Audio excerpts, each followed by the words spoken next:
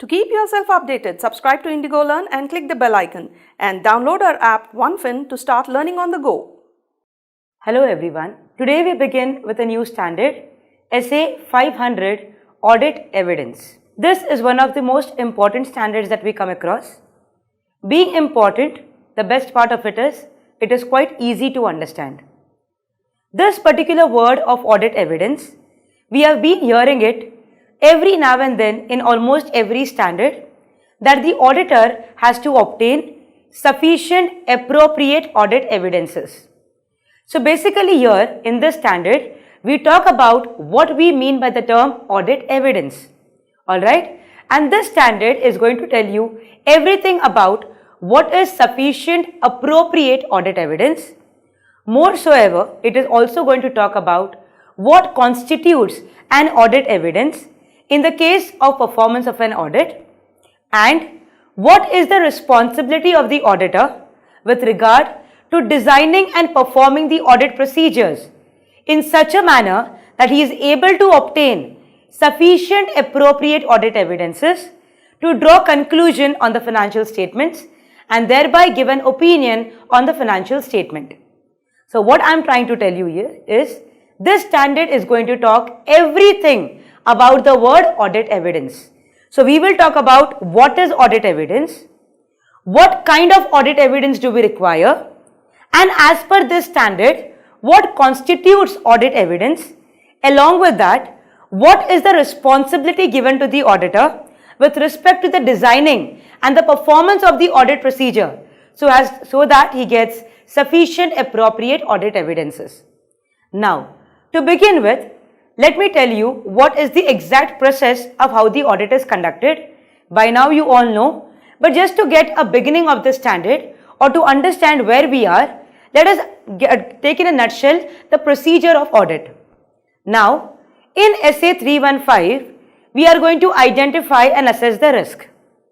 In SA330, we talk about the response that the auditor gives to the assessed risk. That means he will design the audit procedures to perform the audit. Why do we have the audit procedures conducted? Just to enable the auditor to obtain sufficient appropriate audit evidences. Why do we obtain audit evidences? In order to draw conclusion whether there are misstatements or there are no misstatements. And when we gather all the conclusions together, this will help us to draw the opinion on the financial statement, which is the final objective of the auditor. So therefore what we do? We do the risk assessment, we respond to the risk by applying procedures, we obtain the evidences, draw the conclusion and finally give the opinion.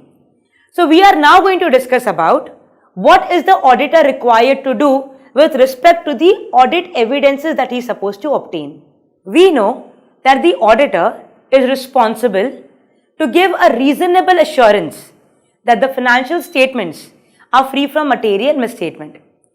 So for the reasonable assurance that he has to get, or for the reasonable conclusion that he has to draw, he has to obtain evidences. How do we obtain evidences? By applying the procedures. So we decide the procedure. From the procedures, the information that we get, we call it to be audit evidence. These audit evidence should be sufficient and appropriate so that the auditor is able to give a reasonable assurance that the financial statements are free from material misstatement, or whatever is the opinion given by the auditor is after obtaining a reasonable assurance. Alright, now audit evidence, basically what do you mean by this term? Audit evidences are when I say that yes, the debtors are correctly recorded. When I say there is a misstatement in sales. When I say in the provision there is some kind of unreasonableness in the estimate that they have taken, or the bases have been unreasonable. Maybe there is some kind of invoice where you believe the invoice is having some kind of manipulation done. So all of these things which have come to a conclusion at, this I just cannot say from nowhere. I as the auditor, when I pass a judgment, when I decide upon something, it is always based on evidence. It is always based on some supporting documentation. It is always based on some kind of oral communication that I have had. So this information that I am collecting in order to give the conclusion or the opinion, that information altogether we call it to be what? An audit evidence. And without audit evidences, we cannot give opinion on the financial statement. Why? Because when we are giving opinion, there has to be a base behind it. How did I say that the financial statements are materially misstated? So for that, there is an information which I have collected, which I call it to be what? Audit evidence. So in a very simple language, what is audit evidence? Audit evidence is the information which the auditor has got or has obtained, or based on which he is going to draw the conclusion, and from there he will be drawing the opinion on the financial statement. So in my example, when we talk about the sales, the invoices could be the evidences. When I talk about maybe the bank transactions, if I want to check, so the bank statement which I obtain from the bank, that would be an audit evidence. Suppose inventory, I do physical verification or I attend the physical verification. So the observation that I am doing is my audit evidence. Alright. So all the information based on which I will be giving my opinion or I will be drawing the conclusion, that information we call it to be audit evidence. Now, audit evidence should be of what type? So in this standard or throughout the audit syllabus, we always prefix two terms for the word audit evidence, and the words are sufficient and appropriate audit evidence. We do not say that the auditor should apply audit procedure to obtain evidences. No. We say that the auditor should design and perform the audit procedures to obtain sufficient appropriate audit evidence. So basically we talk about what? Sufficient and appropriate audit evidences. So this standard says that it is having a question, what constitutes an audit evidence for the purpose of audit of financial statement? So audit evidence will be that audit evidence which is sufficient and appropriate. That means it should be of that level, or it should be of that sufficiency and appropriateness that it will be capable enough for the auditor to give a reasonable assurance on whatever he is giving opinion for. Alright. So this we are going to prefix with two terms, sufficient and appropriate. Understand? We can get the audit evidences only after performing the audit procedures. Because why do we perform the procedure? To obtain evidences. For example, now one of the procedure that the auditor will follow is inspection of the documents. So inspection could be maybe about the loan agreement would be there. There could be some underlying records. Some documentations are there. So these are all the inspection that you do where you are going to inspect the documents. Why did you inspect the document? To understand, to gain the information.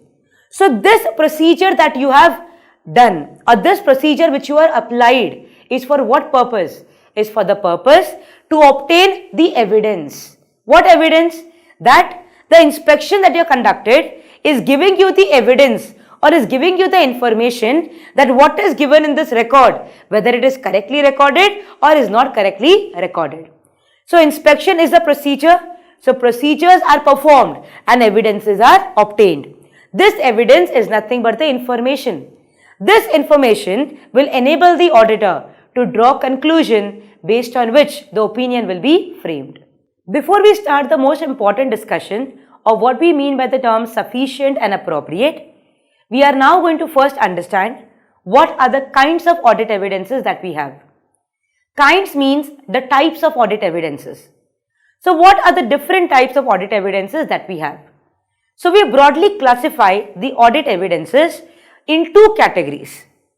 One is based on the nature and the other is based on the source. So one is based on the nature, other is based on the source. So as of now, let us talk only about one, that is about audit evidences based on the nature of the evidence. First, under the nature, we are going to have a subcategory, that is we are going to have three types of evidences which the auditor could obtain. So which are the three evidences that we discuss? First, visual evidence. Visual is what? Observation. Correct? Then oral evidence, when you speak up, that is called oral evidence.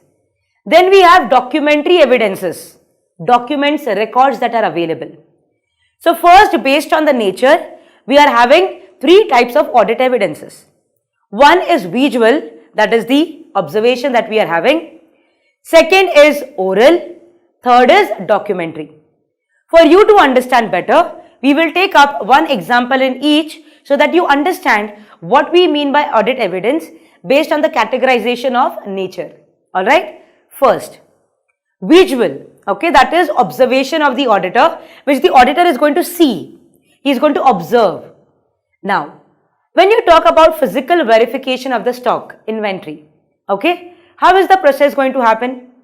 The management will be conducting the physical verification of the inventory. The auditor will attend the physical verification. That means the management is conducting the physical verification today. Now the auditor is going to present himself, or he is going to be present at that moment where the physical verification is going to happen. So when the management is doing the counting, physically verifying the stock, the inventory, the auditor is only observing. What is the auditor doing? He is only observing it. So this observation which the auditor will do is nothing but it is a way in which he is going to obtain information. Information for what? To decide whether the valuation or whether the physical verification is appropriately happening or it is not happening. Is this conducted correctly or is there some kind of manipulation? Are you understanding? So what we are telling, the first is what? Visual. That is the observation. Observation is the procedure. Auditor is going to conduct the audit procedures to obtain the evidences. So this observation, attending the physical verification, is a procedure to check the valuation or check the correctness of the inventory. So that the auditor will do by what? A visual manner, that is the mode of obtaining evidences, observation, that is simply observe what the management is doing. Correct? So that is first one. Second comes to oral audit evidence. Oral audit evidence, quite understandable, where there is going to be an exchange of words. So exchange of word as in, maybe I would go to talk to any of the department heads, I would talk to any of the employee, or I would randomly pick a person to just have a normal conversation trying to obtain information from him. So this is the kind of inquiry that I am conducting on a particular information. So there could be a possibility that I want to check maybe the usage of stationery or maybe the petty expenses I am checking. So in this case what I do, I would rather have a conversation with the employees. Okay, or maybe when I am checking salaries, when I am looking into the payroll. Alright, so here I believe in having some kind of understanding by actually speaking to the employees, by actually having a conversation, striking a conversation with them just to understand the scenario correctly. So this what I am trying to do is inquiry, that is communication that I am going to set up. So this is also an audit evidence. Why? Because when I raise a question, they are supposed to answer, and this answer which they are giving is going to serve as an information to me, on the basis of which I will draw the conclusion and then the opinion will be decided. So it is what? Second one, oral evidences. Third, very important, and practically we have more of emphasis here, that is documentary audit evidence. What is documentary? The paperwork. So all the papers, like for example loan agreement. So imagine or understand that you are checking the liabilities. In the liability, there appears a loan from State Bank of India. So this loan amount is been given there. So you need to cross-verify, you need to understand the terms and conditions for the loan. You need to understand why the loan has been taken. You would see, is the loan amount actually used for the said purpose? Whether interest has been calculated correctly or not.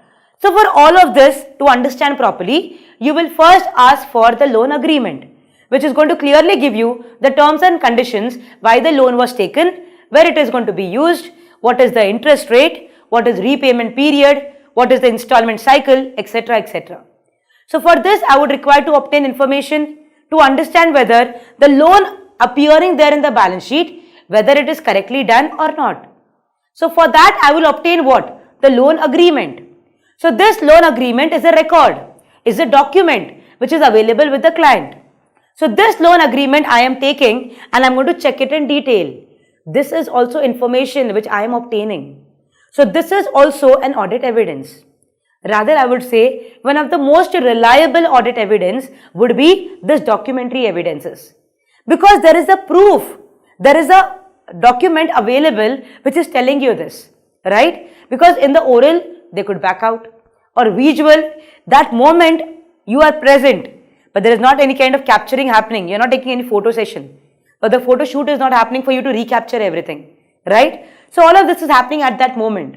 So out of the three, I believe, or it is acceptable that the documentary evidences we would consider to be the most reliable and the most used. That does not mean the others we are not going to take into consideration. We will. But documentary, we would consider it to be more reliable. Got it? So the first distinction that we are doing is based on the nature of the evidence. So first we have oral, then we have documentary, and then we have the visual. So these are the three evidences that the auditor can obtain. But these are categorized based on the nature. Same way, we would also have a second categorization which is based on source. So we have external source, we have internal source. There are some evidences, some information that you will obtain which is within the entity, which is generated within the entity. And there are certain which you are going to obtain from the outsiders. Alright, now to give you a very simple example, sales invoice generated where? Within the organization. So if I need to check the sales, I would require the corresponding sales invoices. So it is internally generated. So we call this evidence to be what? Internal audit evidence, right? Or the purchase orders, correct? So when we want to make a purchase, so we have to place a purchase order. So this purchase order internally generated, yes. So it is an internal audit evidence. Right? On the similar lines, if you look at external audit evidence, the classic example for that would be the bank statements. So when you want to inquire about the the bank balance, or if you want to know the year-end balance or a balance on a particular date, okay, or maybe some kind of interest that has been deducted, or maybe interest has been given. So all of this cross-checking we can get through the bank statements. This is generated where? Outside the organization. That is, the banker will generate it. So that is external audit evidence. Alright. So here we are going to divide the audit evidences based on the sources. One is internally generated, other is externally generated. Now ask yourself, which of the two would be more reliable according to you? Obviously the external audit evidences. Why? Because internal audit evidences are generated by the entity. There is highest possibility of risk that manipulation could be there. We are not telling manipulation will be there, but there is a risk, and the risk is quite high, that when something is internally regulated or internally generated, in that case, there is a possibility that there could be manipulation, that there could be overwriting, that there could be tampering. It could happen. There could be a possibility that the internal controls are weak, where the internal generated evidences would not be that reliable as that of external audit evidences, right? So in a nutshell, the audit evidences are basically categorized into two parts. First, based on the source. Second, based on the nature. Based on source, from the source of its generation, one is internal, other is external. On the similar lines, based on the nature, we have three: oral, visual and documentary. So these are the types of audit evidences with which the auditor will be dealing, and then he will check for the sufficiency and appropriateness of these audit evidences. Now let us discuss about the reliability of the audit evidences. Okay, now while conducting the audit, we are going to come across many informations, but it is the duty of the auditor to understand whether the information that you have obtained during the course of the audit, whether it is reliable or not reliable.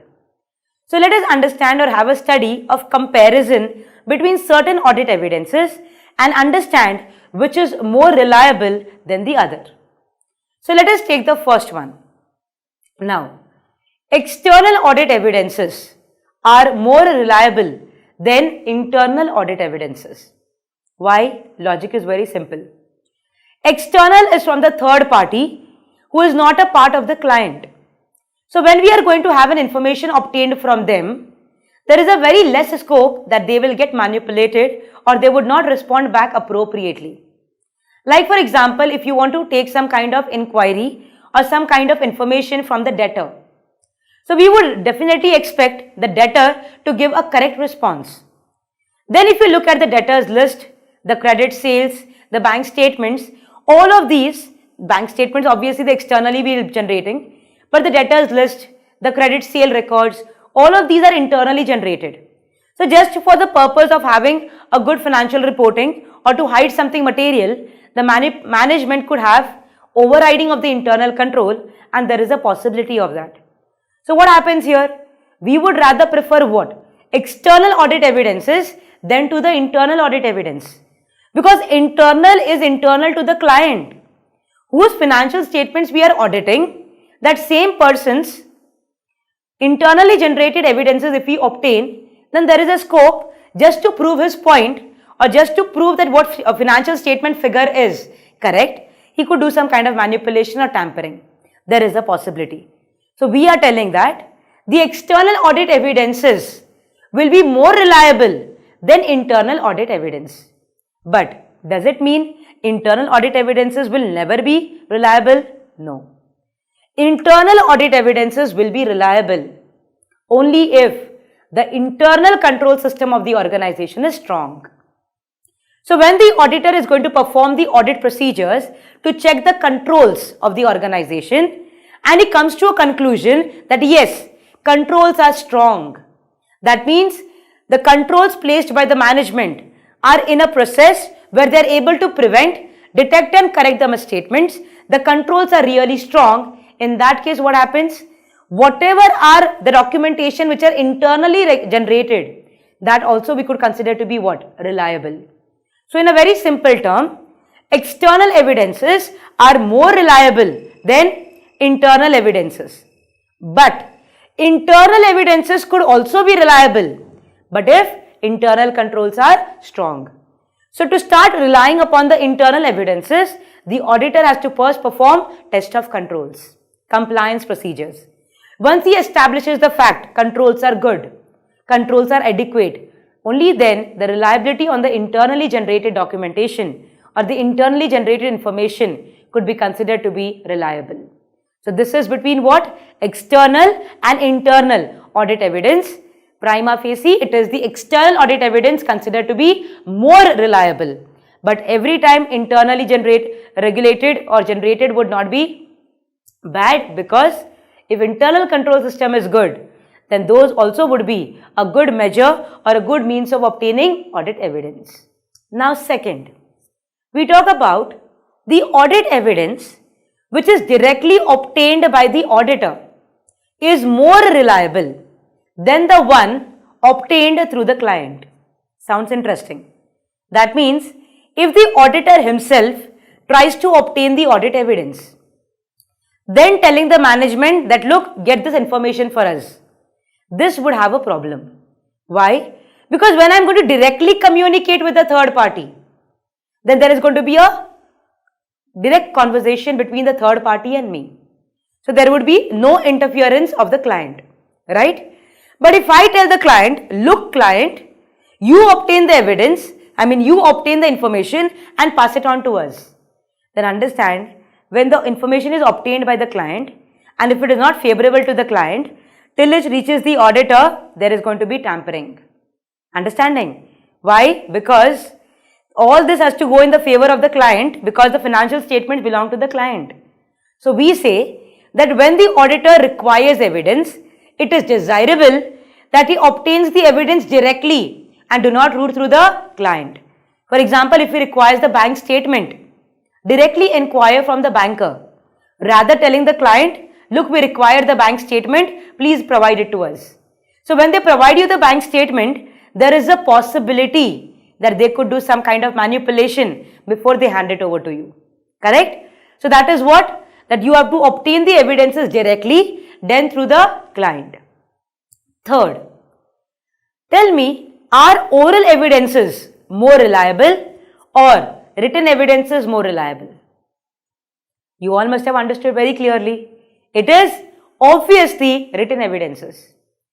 Written evidences will always leave a mark, will always leave a kind of evidence behind that yes, this was discussed, this was done, because it is all written.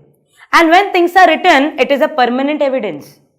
Whereas in oral communication, what happens? Today I am inquiring something with you. Maybe I am going to inquire about stock, or maybe I am talking about some kind of asset when purchased, okay, when discarded, or maybe when discarded, okay, something I am talking about the asset. So when I am obtaining the evidence by, by inquiring or by having a communication with the employee or any of the finance person or the managers or the management, what guarantee that tomorrow they are going to stick to the words? Are you sure that what they told today, tomorrow they will agree to the fact that yes, we had this conversation? It is a possibility that they could back out. They could say that we never told this, right? So in that case, we always believe that the written evidences are always going to be more preferable than what? Oral evidences. Alright? So we will believe more of documented information than inquiries, because there is a possibility that tomorrow somebody who has given the information will completely back out, will completely say, I never said this, or this information was never questioned to me. And in that case, what would be sufficiency for us? What would be appropriateness for us? Nothing. So in that case, we would say that the written evidences are more reliable than oral evidences. The last point in the reliability talks about is whether the auditor would consider checking of original documentation or photocopies or the digitized or the filmed, okay, those also would be reliable. If I have to compare two, original documents or the photocopies, according to you, which would be more reliable? Very clearly understandable. It is going to be the original documents. Original documentation is always going to be more reliable than the photocopies. Why? Because what guarantee that the photocopy is of the original only? Are you understanding? So we would rather concentrate or focus or insist on the management that management please provide us with original documents. For example, loan agreement, wage sheet, debtors list, okay, bank statements, all of these. We would require to have original documents with us. We do not want to check the photocopies. There is a maximum possibility that there is going to be some kind of tampering, there will be some kind of manipulation, they could overwrite. Sometime in the photocopies, the overwritten part will not be seen. Because if the photocopies are taken in maybe a neutral color, maybe black and white and all, then the changes made will not be very clearly evident. Okay, unless we really understand it. Otherwise, the things are not very apparent. So, photocopies would not be considered to be very much reliable. Okay, we will consider what? The original documents only for the purpose of doing our audit. Alright. So, in a very simple understanding of reliability, we are going to do the comparison to check which is more reliable. So, as we understood, the one that you obtain from an independent source outside the entity, that is the external evidences. Independent source outside the entity, that is externally. So, the external evidences would be more reliable than the internal audit evidences. But nevertheless, internal audit evidences could become more reliable if the related internal controls are strong. For example, a wage sheet. A wage sheet is internally generated document.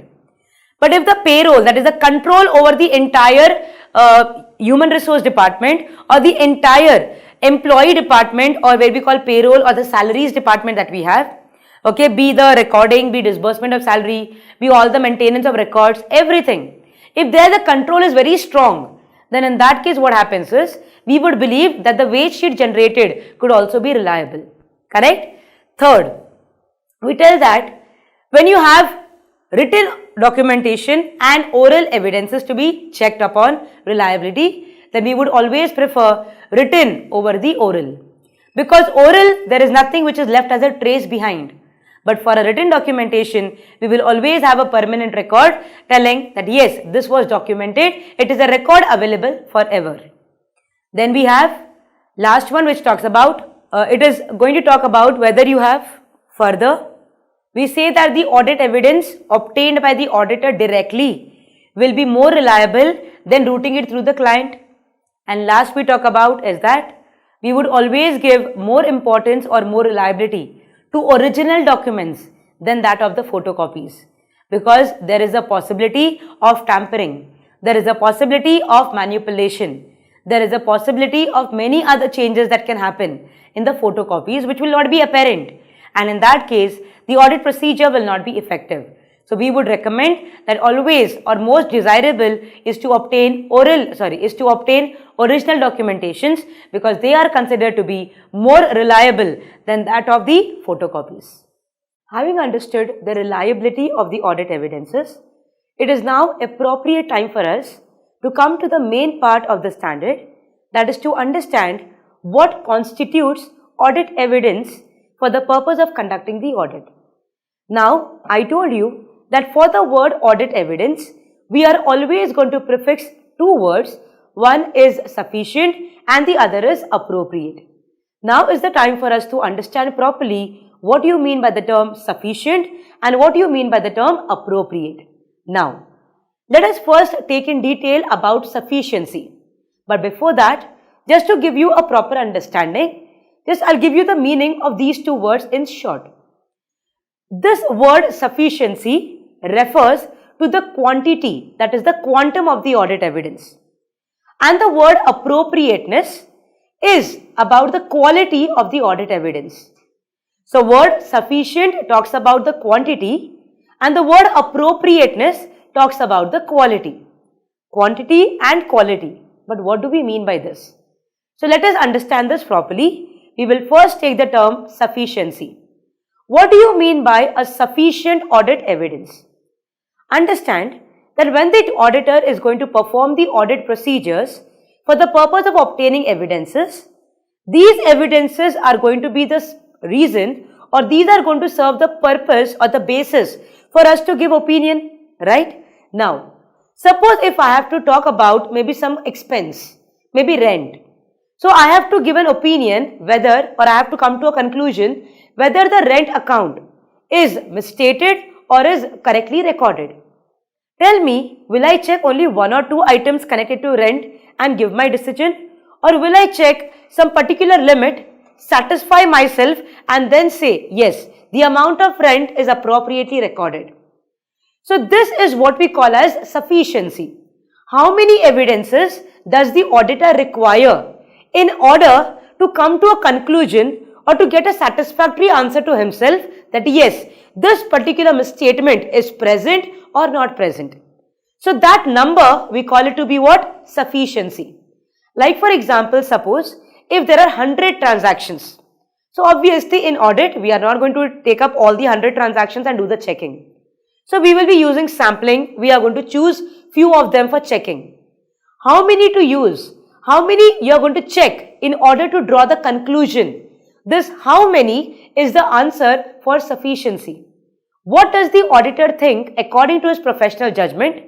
How many items he has to check? How many vouchers he has to check? Or how much information he has to gather in order to come to a conclusion? This question of how much, the answer to that will be, it must be sufficient enough for the auditor to give a conclusion. So sufficiency refers to how many items will the auditor check, or how much information will the auditor check in order to draw the conclusion. What conclusion? A reasonable understanding whether what he is trying to give a conclusion, that is in my example rent, whether it is correctly recorded or is there a misstatement. Now, do you require 5?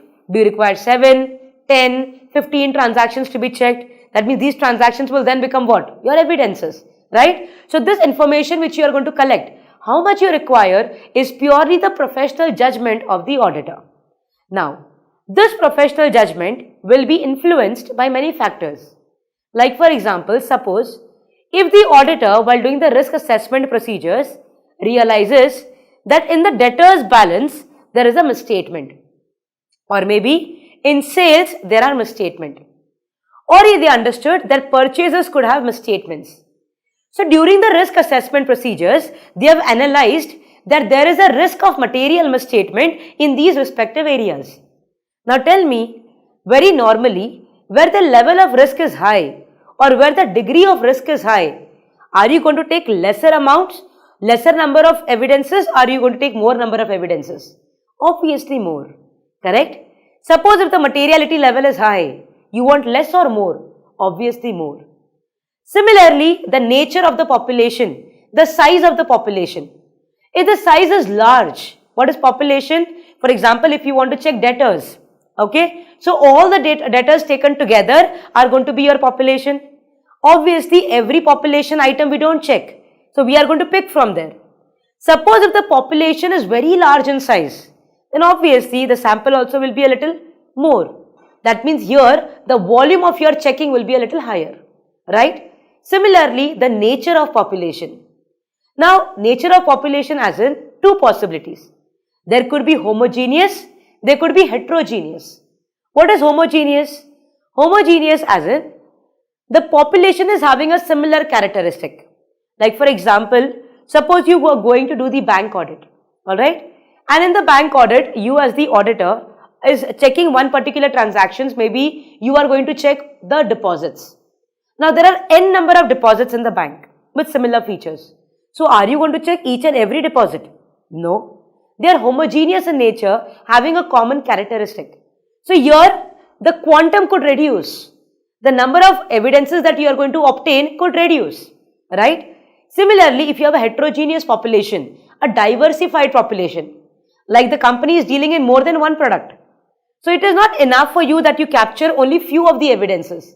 Here you would require more number of evidences. That means the quantity of your information, the quantity of your evidence here would be more, right? So when I talk about evidence, how much evidence to be obtained is purely the judgment of the auditor. This how much is answered by the auditor at that point in time when the auditor believes this is enough for me to draw the conclusion. This position where he says enough, that means he has obtained sufficient evidences to draw the conclusion, right? So sufficiency basically draws our attention to the quantum. How many evidences do you require so that you are in the position to give an opinion on the financial statements? Clear? Now, let us take the next part of it. Now let us understand the next part of this phrase, that is sufficient and appropriate. So now we are going to understand what you mean by the term appropriate. Since sufficiency is referring to quantity, appropriateness is going to refer to quality. When sufficiency refers to quantity, appropriateness is giving a reference to the quality. What is quality? That means we need to get that kind of quality which the auditor will believe will be sufficient and appropriate for him to draw the conclusion. Now, what do you mean by the term quality? Quality refers to two terms. One is the evidence should be relevant. Second, the evidence must be reliable. The evidence must be relevant. Second, evidence must be reliable. Now, first let us understand what you mean by the term relevant. What is relevance? Suppose, for example, you are checking the rental expenditure of a particular business. So, the rental expenditure of XYZ company. Now, the corresponding evidences that you are going to obtain is maybe the rent deeds or maybe the rental payments that you have done, the vouchers and all that you have for the payment of rent, the documentary evidences that you have collected. All of these would be what? Reliable, that is relevant. When I check rent, obviously the supporting evidence for me would be what? It would be the rental agreement that I would be checking. It would be the every month payments that I will be checking. You would be having a receipt with it. You would along with that check the bank transactions or to check the bank statement whether the payment is recorded. So these things what I am checking are relevant for me to check what? The amount of rent appearing in the P&L account.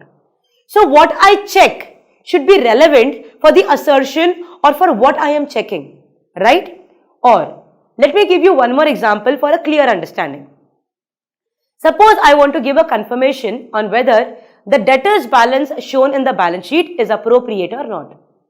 Now in that case, tell me if I only obtain the debtor's list from the client, will that be an appropriate evidence for me? Fine, debtors are correct. Can I come to a conclusion? No. That alone will not be enough. So in that case, what I would do? I would take the entire list of the credit sales. I would cross-verify all the invoices of the credit sales. I would also check the bank statements to check how much amount we have received towards our credit sales. And all of these, when I mix and match together, when I recalculate everything, then I come to a conclusion to a figure of debtors, and that I match with what is given in my balance sheet. So this is what relevant. So all this information like the credit sales, debtors list, the bank statement, or maybe I would obtain external confirmations as well. So all of these together are going to give me what? Relevant audit evidences, right? And along with the word relevant, you also have to understand the word reliable, which we have discussed in detail. Just to give you an understanding again, we spoke about reliability, like external is more reliable than internal. For example, written is more reliable than oral. Then we also spoke about original being more relevant or reliable than photocopies. So here we talk about the quality, right? So when you talk about the word appropriateness, our focus is on the quality of the audit evidence, right? So now let us have the understanding of both of them together. So once again, when we collaborate these two words together, we talk about sufficiency and appropriateness of audit evidence, where sufficiency is going to talk about the quantity, that means how much evidence do we require, and appropriateness is going to talk about the quality. That means the evidence that you obtain should be relevant for the scenario as well as it should be reliable, right? Now, there is something more you need to understand here. If suppose the quality of our evidence is really good, then in that case, you can have lesser amount of evidences. That means sufficiency could be brought down, alright? Suppose if you are obtaining an evidence and the quality of the evidences are good, that means maybe the internal controls are very strong, or we have obtained external confirmations which we consider to be very reliable. So here we are believing that the evidences that we have obtained have a very good quality. So in that case, the quantum could come down. The quantum of the evidences that you collect could come down. But this will not work the other way around. Other way around as in, suppose if the quality is low, that means the quality is not reliable. The evidence that you are obtaining is not relevant. In that case, you cannot say that we will increase the number of evidences and justify the situation. No. This happens only in one direction. That means if the quality is good, quantum could come down. But if the quality is bad, increasing the number of evidences would not give you reasonable conclusion. Okay, this was just an explanation for a clarification that I wanted to give you, because we usually have a tendency that sufficiency and appropriateness. So if you are not able to get an appropriate evidence, we'll increase the amount or the quantum. No. What happens is if the quality is good, then you get lesser evidences, okay, no problem. But if the quality is bad, that cannot be compensated with higher number of evidences. Alright, this was simply a clarification for you to understand the terms better. So this is all about understanding what constitutes audit evidence. In a very simple term, sufficient and appropriate audit evidence, where sufficient, again I repeat, it talks about quantity, how much, and when it comes to appropriateness, it talks about quality. What is the quality? Is it relevant for the assertion that we are concluding for, and is it reliable? That means what evidence you have obtained, is it reliable for the conclusion that we are going to draw? So these are the two words which draw a lot of attention in this particular chapter. Now we need to understand the audit procedures which are followed by the auditor to obtain the audit evidences. We understand the procedure very simple. Always the auditor does the planning of the audit. In the planning, the auditor is going to decide the procedures.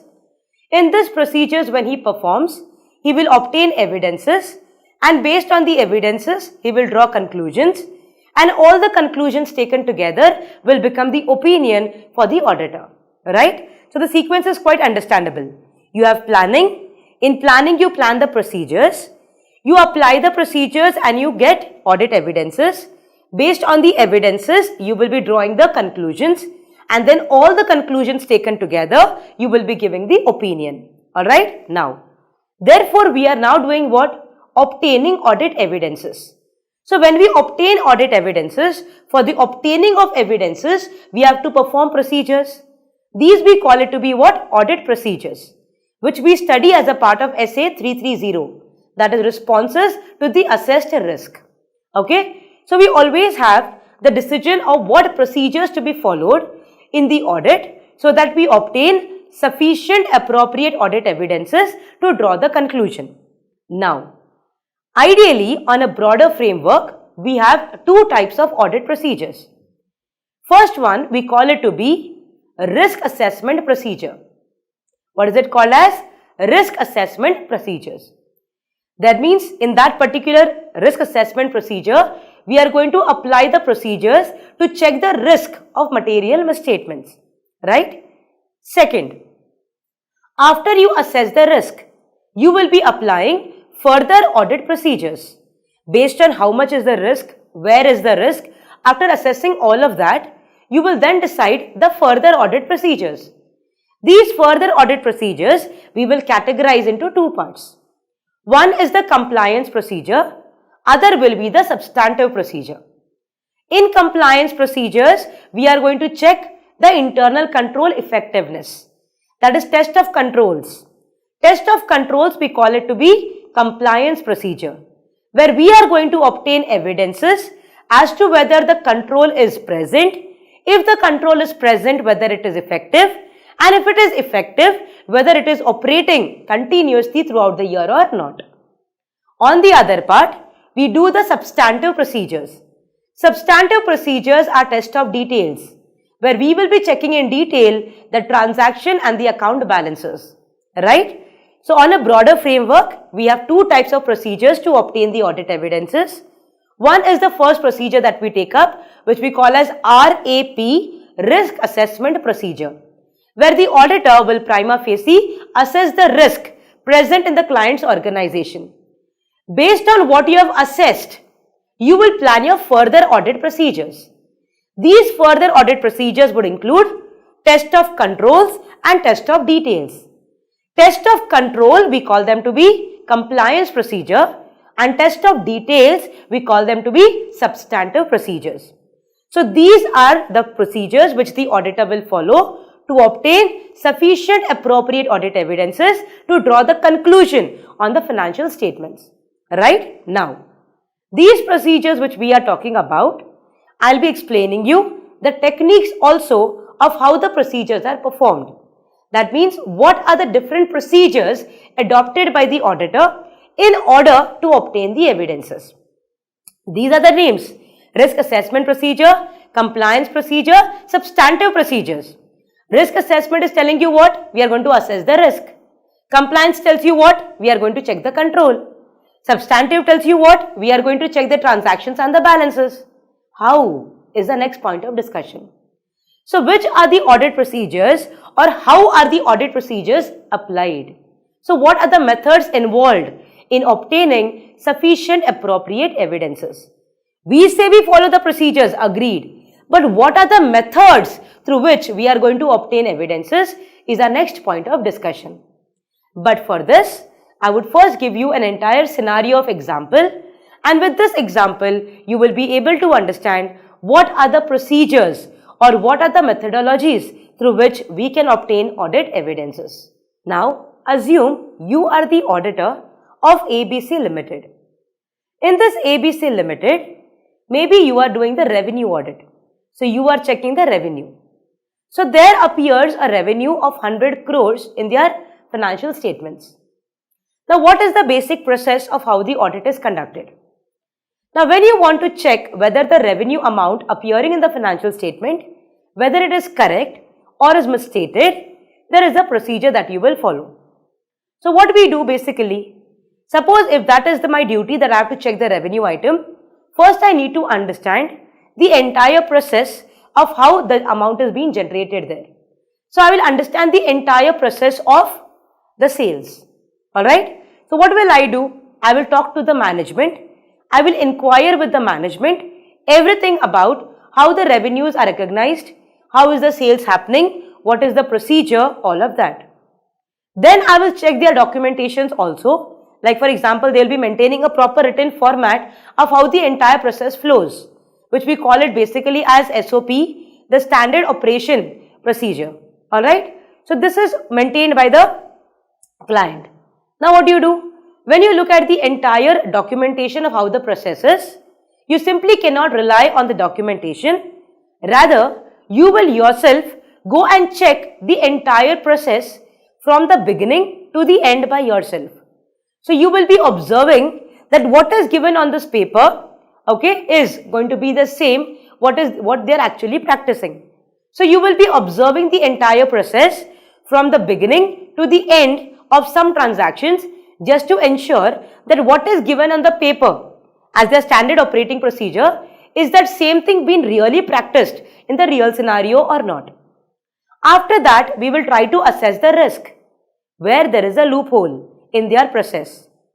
And if there is a loophole, we will then see what are the controls put by the management. If controls are put by the management, are they effective controls or not effective controls? Based on that, we are going to check the invoices. We will be checking the entire procedure. We will also physically verify few things. All of this thing is what we will be doing. The amounts which appear in the financial statement, we will recalculate them. We will re-perform a particular procedure already performed by the management.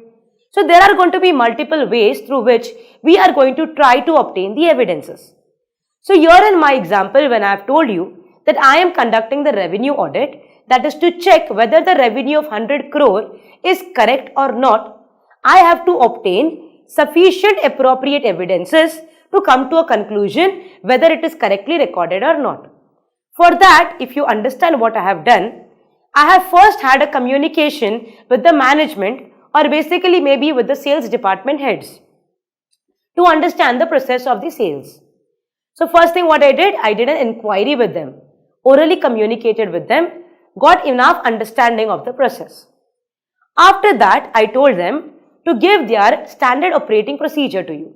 That means they will be maintaining a documentation where we will ask them to show the documentation to us. So they are giving you what? The document where the process is written. So you will inspect the document. So what did you do next? You inspected, right? Third, after inspecting and understanding the process, you actually practically walk through the entire process.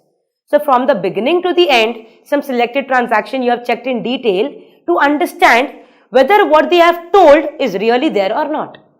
So what did you do? You observed, right? After that, you sought some kind of confirmations from the debtors.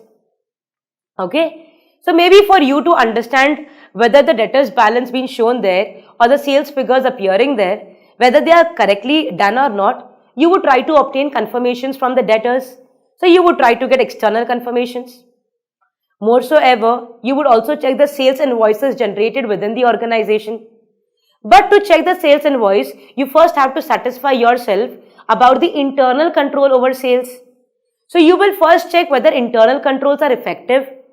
For that, you will be checking through understanding the entire process, again by inquiring, doing the walkthrough and everything. Once you come to a conclusion internal control is good, then you will look into the internally generated invoices like the sales invoice that you have. Okay, the bank statements you would be having which come from the third party. All of these you are going to check, and this is the way you will be drawing the conclusion.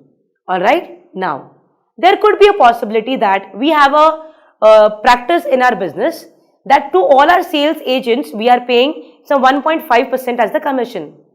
So what you could do? You could recalculate. 1.5% is appearing to be so much amount, right? So what do? You do the reverse calculation. From the commission amount, you move to the sales. So you do the reverse calculation, that is you recalculate to check the amount of commission as shown as a part of percentage of the sales, whether it is matching the sales or not. So we will do recalculation. Similarly, there could be re-performance as well. So these all things what I am doing are nothing but the methods to obtain the evidences. Alright. So I insist all of you that before you start studying this, it is important for you to understand the thorough understanding, or there should be a thorough knowledge of SA 315 and 330. When you understand these two standards in detail, then understanding the procedures will be quite simple. Alright. So the methods to obtain evidences, that means when you are performing the procedure, like for example, substantive procedure when I am performing, when I am doing test of details, that is a procedure. But procedure how to follow, that is called methods. So there are many methods through which you will be obtaining sufficient appropriate evidences. Now since by keeping this scenario in your mind, let us now have an understanding of which are these methods. So let us take the first method for understanding. The first one is inspection. Now what is inspection? Go with the body language or go with the understanding of reading something. So when you read something, that is inspecting, right? Or when you are checking something, that is inspection. Like for example, when you go to a doctor, the doctor will inspect you, will check you. So there is some kind of observation done over you. So that is inspection that you are doing. Alright. Now, what is happening here is, basically doctors do the observation. Alright. Inspection is where you actually have some kind of documentation available which you are going to read. So there is going to be a documentation, there will be some underlying records. Like for example, when we talk about sales, the sales invoices, okay, these would serve as what? Your documents to be inspected. This word of inspection would also be relevant for tangible assets. Suppose in the financial statements, there appears a machinery worth 5 crore. So I have the financial statement in my hand and I am looking at it and I say, yes, there is a machinery of 5 crore rupees. Now what will I do? I will do physical verification of this machinery. So I will go to the place where the machinery is installed and I will inspect. What will I do? I will inspect it. Alright. On the same lines, to understand the ownership of this machinery, I am going to inspect the corresponding documentation of title. Right. So these title documents will also give me the proof that whether the ownership is with the client or not. So here what I did, checking the sales invoice, reading the loan agreement, checking the plant physically present, checking the documentation, the title document of the plant. All of this is nothing but the inspection that I have carried out. So inspection in a very simple language simply means reading and understanding the documents so that they serve a purpose for us to obtain the evidences. These underlying documents, these underlying records, these underlying vouchers, papers are all inspected by the auditor to understand that what is reflected in the financial statement, whether it is appropriate or not. So inspection is one of the methods through which the auditor will obtain the evidence, right? Second talks about observation. What is observation? Auditor is going to just observe what is happening. The classic example for this is the physical verification of inventory. The management will conduct the physical verification of the inventory, right? Now, the auditor will be present there and he will be observing the physical verification conducted by the management. So, by this observation that the auditor is having, obviously whatever he observes, he is going to document it. So, this will become what? An evidence, a sufficient appropriate evidence to understand the calculation, to understand the real count, to understand the physical verification conducted by the management. So, what is the next one? Observation. And understand, in audit, whatever we observe, that also we have to write. So, ultimately all this is going to be reliable. So, you will be writing everything that you have observed, right? And this observation is being taken directly by the auditor. And we already studied that when any evidence is obtained by the auditor directly, will be more reliable than obtained through the client, right? So, here the auditor himself is present. He is observing and is obtaining the evidence. So, very much he will be able to obtain sufficient appropriate audit evidence. The third method we talk about is external confirmation. External confirmation we will be studying as a separate standard altogether, which is covered by SA500. So, there we will get a very clear understanding of what is external confirmation. But here, since the word has been used or since the method has been mentioned, it is important for you to understand. External confirmation are the evidences obtained by the auditor directly from a third party outside the organization. Means what? Like for example, suppose if there is a debtor's balance. If you try to get all the evidences internally, that would not be enough. So what you do, one of the reliable evidence is that you would contact the debtor and you would expect the debtor to reply back to your query in writing in the documentary form. And this is the confirmation that you will seek from the debtor confirming his balance. Alright. So this process that you did of sending a letter or sending a mail to the debtor, expecting the debtor to reply back. Obviously, there will not be phone calls for it, there will not be oral evidences. The debtor is required to reply in a written format. This written format reply, which we get from the third parties, we call it to be external confirmation. So, external confirmation is also a method for us to obtain what? Sufficient appropriate audit evidence. One more example could be bank. So, in order for us to understand the real bank balance, or for us to understand about anything connected to a loan or maybe the interest payments or any charges and penalties that we need to inquire about, the ideal way to get it is from the bank directly. So that we can obtain through external confirmation. Alright. So this external confirmation you directly obtain from whom? The bankers. So they will be more reliable. Right. So the third method is external confirmation. Fourth, recalculation. What is recalculation? One of the very common place where recalculation happens is depreciation. The depreciation amount which is appearing in the financial statements, we the auditors would recalculate it again. Why are we recalculating it? Because it is one of the methods followed by the auditor to understand whether the amount of depreciation recorded there is correct or not. So this will enable us to obtain sufficient appropriate evidence of the amount of depreciation whether correctly recorded or not. Alright. So this is what? Recalculation. Recalculation would also include maybe if there could be some reverse kind of calculation. Like when I gave you the example of a revenue audit, then I told you if there is a commission calculated on certain percentage of the sales, then what commission is given there, you could recalculate in the reverse format and you could come to a conclusion. Alright. So if 2% is so much, 100% would be how much? Right. So with that you will get what? The sales figure. Alright. So this is the way you can recalculate. Then we have the next method which we call it to be reperformance. What is reperformance? Reperformance refers to the procedures already performed by the management. But are you going to seriously have entire trust on the procedures performed by the management? No.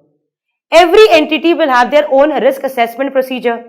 That means they will be having a procedure as a part of their internal control where they will be assessing the risk, and through that they will be understanding whether misstatements have happened or not and what actions will be taken if the management comes across an identified misstatement.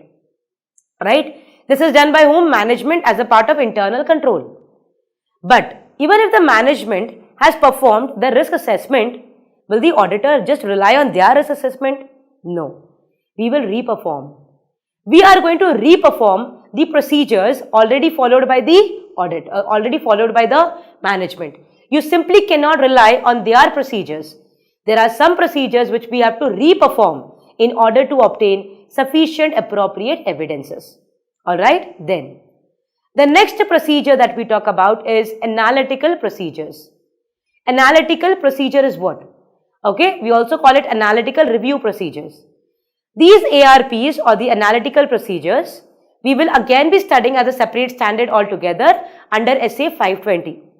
But just for you to understand what is analytical procedure, it is simply to do a comparison or to do some kind of relationship check to understand whether there is some kind of unreasonableness which is existing. For example, suppose we are checking sales. So what we do? Maybe we draw a trend. We prepare a trend of the last 5 years. So you see that the sales have been having a consistent increase of maybe 3% or maybe 5% or 6%. So 1 year it was 3%, then 5, then it was around 6, then it went to 7. But suddenly this year there is 25% increase. This is a doubt in the mind of the auditor. How can there be sudden increase in the valuation, in the amount of sale? This is not going to be a proof that there is a misstatement. No. But is this an indicator that there could be a misstatement? Yes. So this is a procedure where the auditor will be checking on the unreasonableness of the transactions, just to ensure he'll be able to obtain sufficient appropriate audit evidences. And the last method and the most important method that the auditor will use throughout the performance of his audit is inquiry. What is inquiry? Communication orally. Alright, now inquiry is an integral part of performance of the audit. From the beginning to the end of the audit, auditor constantly keeps inquiring with the management, with the other personals within the organization, with some third parties to seek confirmation, etc. So inquiry is a kind of conversation or a kind of method continuously adopted by the auditor during the course of his audit. Now when we inquire from any person. It could be the top level management, it could be a functional level management, it could be a very low level manager also. Inquiry could be done with any person, whether within the organization or within or outside the organization. But we need to discuss about what? The financial statements and all the matters connected to the financial statements. The beauty of inquiry is that, suppose when you inquire about a matter, and if you have that kind of tact in you and you inquire in such a matter, that there could be a possibility that through this inquiry you could come across something which you could have not found other way in any other procedure that you have followed. So maybe you have already checked salaries, and after checking you have drawn a conclusion that there is no misstatement in the amount of salary.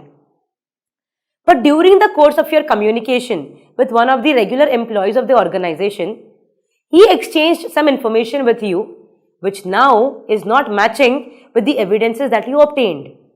There could be some information that he has leaked out to you or revealed to you which would have been an inconsistency with the evidences that you previously assessed. Alright, so maybe he has given you about some kind of employees which were not recorded in the books, or maybe he has not told about some kind of bonus declaration that happened, or maybe he has told you about something like, for example, the management has recorded for the bonus amount, and when you questioned him, he said bonus was not declared, right? So there is some kind of hint which this inquiry gave you, through which you understood that the other audit evidences that you obtained are not matching. And when this does not match, tell me two possibilities. If the auditor understands the scenario very well, he can directly have an impact on the opinion. If not, he will perform additional audit procedures to understand what is the real matter. So inquiry is a very, very important part of the audit. The talk, the communication, the tact which the auditor has plays a very important role. It is an integral part. From the beginning to the end, what the auditor constantly does is the inquiry. Sometimes the inquiry will work in the favor of the client. What you have checked, what your understanding would be the same. Sometimes it will be having a reverse effect. You found something, came to a conclusion, things are right. During a normal conversation with one of the members or with one of the entity's personnel, you realized something that we have checked has gone wrong. They gave you a doubt. Got it? So inquiry is very, very important. Inquiry could be oral, inquiry could be written. Anything is possible. Usually we also have oral on a larger scale, because while the course of audit, we have continuous conversation. All these conversations are inquiries, which when we inquire about anything, we will then document. And this documentation will serve as an appropriate audit evidence, sufficient appropriate audit evidence. So for us to understand in detail, which are the methods through which the auditor will perform the audit procedures to obtain sufficient appropriate audit evidence. Understand, these are not types of procedures. Types of procedures are what? Risk assessment procedure and further audit procedures. Under further, we have what? Compliance and substantive. What we are talking here is, these procedures have to be performed to obtain evidences. So these procedures, how are they performed? So what are the methods to perform these procedures to obtain evidences, right? So the methods that we have are inspection, where we have the inspection of the records, physical examination of the tangible assets. It could be with respect to reading the loan agreements, it could be title documents, all of that. Then we have observation, where visually everything the auditor will be checking. then we have recalculation, we have reperformance, we have external confirmation, we have analytical procedures, and then we have the last part, that is about how the auditor will be inquiring. Okay, so these are all the methods through which we obtain evidence. For reperformance, I could give you one more example, that is about BRS, Bank Reconciliation Statement. The Bank Reconciliation Statement is already prepared by whom? The management. So there is a possibility that the auditor himself will reperform and prepare the BRS. This will enable the auditor to get a sufficient appropriate evidence about what the management has done is correctly done or not. So these are all the methods to perform the procedures to obtain the audit evidences. Alright, now moving on to the next part, we are now going to understand about what will happen if there is going to be an inconsistency in the audit evidences that we have obtained. Okay, this we will do with an example so that the concept is very clear to you. Let us take the example of cash balance verification. So we are checking a balance sheet item, an asset, cash, and we have to check whether the cash balance appearing in the balance sheet is correct or not. Alright, now for these we are going to have multiple evidences to be obtained. We could check the BRS, or let us not take the cash balance, let us take the bank balance which has been appearing in the balance sheet. So let us see what all we can have. We will first have to check externally, maybe with the bank, to understand the bank balance with them. So we will obtain external confirmation. We will do inquiry with the management. Third, we could check the BRS. Okay. Then we could also have a physical verification of the cash. If you have the cash and bank balance item taken together, we could do the physical verification. Alright. Now, here what happened is, maybe there is a possibility that these all evidences that you are obtaining are all giving you different answers. So if you talk to the bank or you obtain the external confirmation from the bank has given you an amount of maybe 5 crore. When you checked into the BRS, when you recalculated by doing all the reverse calculations, you got maybe 7 crore. When you inquired with the management, their inquiry gave an answer to you of 3 crores. When you look at the balance sheet figure, it is appearing at 6 crore. Okay, so all of this has given you an inconsistency about which amount is correct. So all the evidences that you obtained, all the information that you obtained, they are inconsistent with each other. Now when such a scenario appears or when such a scenario happens, in that case what will you do? Now let me tell all the students very clearly, don't jump to conclusion. Always do not think about modifying the opinion. Always that is not going to be the answer. Understand, when there is going to be an inconsistency, the auditor is going to try to resolve the matter first. He will not jump to a conclusion of directly modifying the opinion. Wrong. What the auditor will do is, he will try to resolve the matter by performing additional audit procedures. So he will perform additional audit procedures. Maybe he would increase the number of items to be checked again, or maybe the sufficiency and appropriateness will undergo a revision. Okay, in that way, he will perform additional audit procedure, redesign his audit plan that he will be doing. Okay, or maybe he would increase the quantum of the evidences that he checked. Some way or the other, he will try to modify the procedure that he has followed. So he will perform what? Additional audit procedures. After that also, if there is inconsistency and he is not able to come to a conclusion, then he comes to a conclusion that yes, there is a misstatement. And in that case, we then will believe in modifying the opinion. But directly, we will never modify the opinion. We will first check for an alternative. And what is alternative? We will be having some additional audit procedures to be performed. We are going to increase the nature, timing and extent of our audit procedures. And then if that does not work out, then in that case, we will check the impact of the same on our audit report, that is the opinion that we are going to give on the financial statements. Now this basically covers the entire SA500, but we are left with something very important which is highly relevant. When you talk about CA final, this discussion that we are going to now have is the most repeated question from SA500. The basics usually will not be checked at the final level. That is up to now what we have discussed. Usually, we cannot give confirmation. Usually, this is not what we expect in the CA final paper. So basically, the CA final paper concentrates on another aspect of the standard. What is that going to talk about?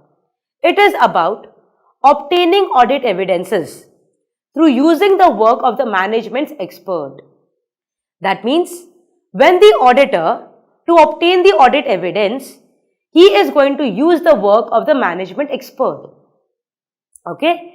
So first we need to understand who the management expert is. Once we understand who is the management expert, we will see how is his interest involved in the financial statement. And when the auditor is going to use the work of this management expert, what precautions he has to take.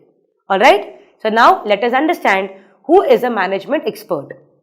Now, in the client organizations, there is a possibility that for certain items of the financial statement, for the valuation purpose, for the measurement purpose, you will take help of the expert. This expert will be engaged or will be hired by the management itself. This expert will be helping the management in preparation of their financial statement. To give you an example, let us take the example of an advocate, a lawyer. Alright, now, suppose if there are some court cases going on, some legal cases going on against the client. Now, this client has no idea of how much provision to be created, or is there enough requirement of only showing it as a footnote as a contingent liability. Alright, so they are not in a position to understand and evaluate. So what they do? They take the help of the management expert. So they hire or employ an expert, and this expert will assist them in coming to a conclusion whether it should be a provision or can it be shown as a contingent liability by obviously making some reasonable calculations and the assumptions. Then they would also help in ascertaining the amount of provision to be created. How much would be the estimated amount? So what is happening here? This person, the expert, is helping the management in the preparation of the financial statement. Why? Because preparation of financial statement is having all the items in place. So here when I talk about a provision is very much an item of the financial statement, and the valuation of the provision is done by an external third party, that is the lawyer. So this lawyer who has helped the management in coming to an estimation of this provision amount, we call him to be a management expert. Alright? Second example for you to understand would be actuary. We have a person, an expertise, whom we call it as what? Actuary. So you understand about the employee benefits, like you have the gratuity, okay? Now this gratuity, PF and all, you require a valuation to be done for it. So this gratuity amount, the valuation, we give it usually to an expert called as the actuary. So actuaries are the experts which will help us to assess and value the gratuity amount which we have to show in the financial statements. Right? Now, this actuary who has assisted the management in determining this amount, we call him to be a management expert. So in a very simple words, the expert who will assist the management in the preparation of the financial statement, we call him to be a management expert. He should be an expert in a field other than accounts and audit. Why? Because accounts and audit, the expert is who? A chartered accountant. So here we are talking about other experts and we are calling them to be management expert. Understand the reason why management expert. I'm simply not calling him expert. I'm calling him what? Management expert. Why? Because he is employed by whom? The management. He is assisting whom? Management. Who is preparing financial statement? Management. So the entire work of this expert is used by the management in the preparation of the financial statement. So we call this expert to be what? A management expert. Students should not get confused with an auditor's expert. What is auditor's expert? Auditor's expert is the person or the expert who has been appointed or employed by the auditor in order to assist the auditor in performing the audit. Like for example, if I go to do the audit of maybe the Kalyan Jewellers, So they are into gold. So tell me, do I know how to value the closing stock of gold? No. But I need to check whether they are valued correctly or not. So in that case, I as an auditor will be appointing a expert for helping me to assess the valuation. So that is the person appointed by the auditor for the purpose of conducting the audit. So we call that person to be what? Auditor's expert. An auditor's expert we talk in detail in standard 620, where we are going to talk about using the work of auditor's expert. So do not get confused. Here we talk only about using the work of the management's expert by the auditor. Alright, now assume there is a gratuity amount appearing in the financial statement and the auditor is going to rely on this calculation which is done by the actuary. Okay, that means what? The auditor is going to use the work of the management expert for the purpose of his audit. Alright, now we have to understand properly whether you use the work of management expert or you don't use the work of management expert. Ultimately, on the opinion that you give on the financial statement, you alone will be responsible. That means it is the auditor alone who will be responsible for the opinion that he is going to give on the financial statement. So don't you think it is the duty of the auditor that when he decides to use the work of the management expert, he has to evaluate this kind of position properly? So we have to see what are the evaluations or what are the examinations that the auditor should conduct before he uses the work of the management expert as a sufficient appropriate evidence to form his conclusion.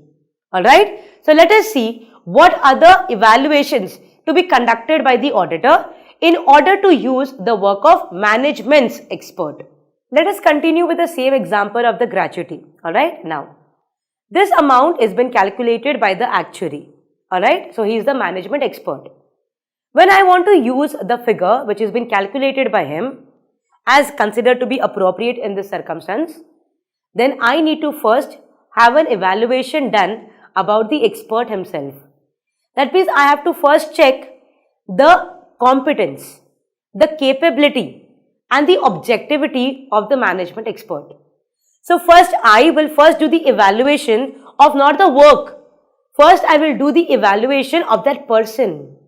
That means whether he has the knowledge, that is whether he has the competence, whether he has the capability and whether he is having the objectivity in him. Alright, now what do you mean by competence? Whether he has enough knowledge about this particular calculation in this particular field. Does he have the enough knowledge for the estimation? Second, capability. Is he capable enough to use the knowledge that he has in this particular area? That means the knowledge that he has acquired, is he able to adopt it correctly in the given scenario? Third, it is about objectivity. That means does he has any conflict of interest? Is he biased? That also we have to check. Obviously understand the figure that he has been given there should be correct. So obviously having a conflict of interest, having a biased judgment will make no sense here, right? So first evaluation what I will be doing is, I will be checking the person, alright? So whether he is having the competence, second whether he has the capability, third whether he has the objectivity, that means whether he is unbiased, whether he does not have any conflict of interest in performing his duty, alright? So that is about what? His work. Or about, it is about whom? It is about him, that is the expert as a person. Second, we will then try to obtain the understanding of the work performed by him. How do we understand what he has done? That means we will check what are the assumptions that he has made, how he has come to this conclusion, how did you use this figure, why are these estimates being taken by him, what has been his judgment, what is the source. All of this is what we will do in trying understanding, or which is the law that he has used, which regulation, what assumption has he applied. All of this we are going to try to gain an understanding. So that is what, to understand his work, right? Then third, we will see how relevant is his work for the purpose of our audit. That means what work he has carried on, is that relevant for the purpose of our audit? So in that case, it is very important for us to understand what is the documentation or what is the source from where he has used it. Like, to give you a very simple example, let us talk about an income tax provision. So maybe we have taken the help of a management expert, or the client has taken the help of the expert for the calculation of the provision.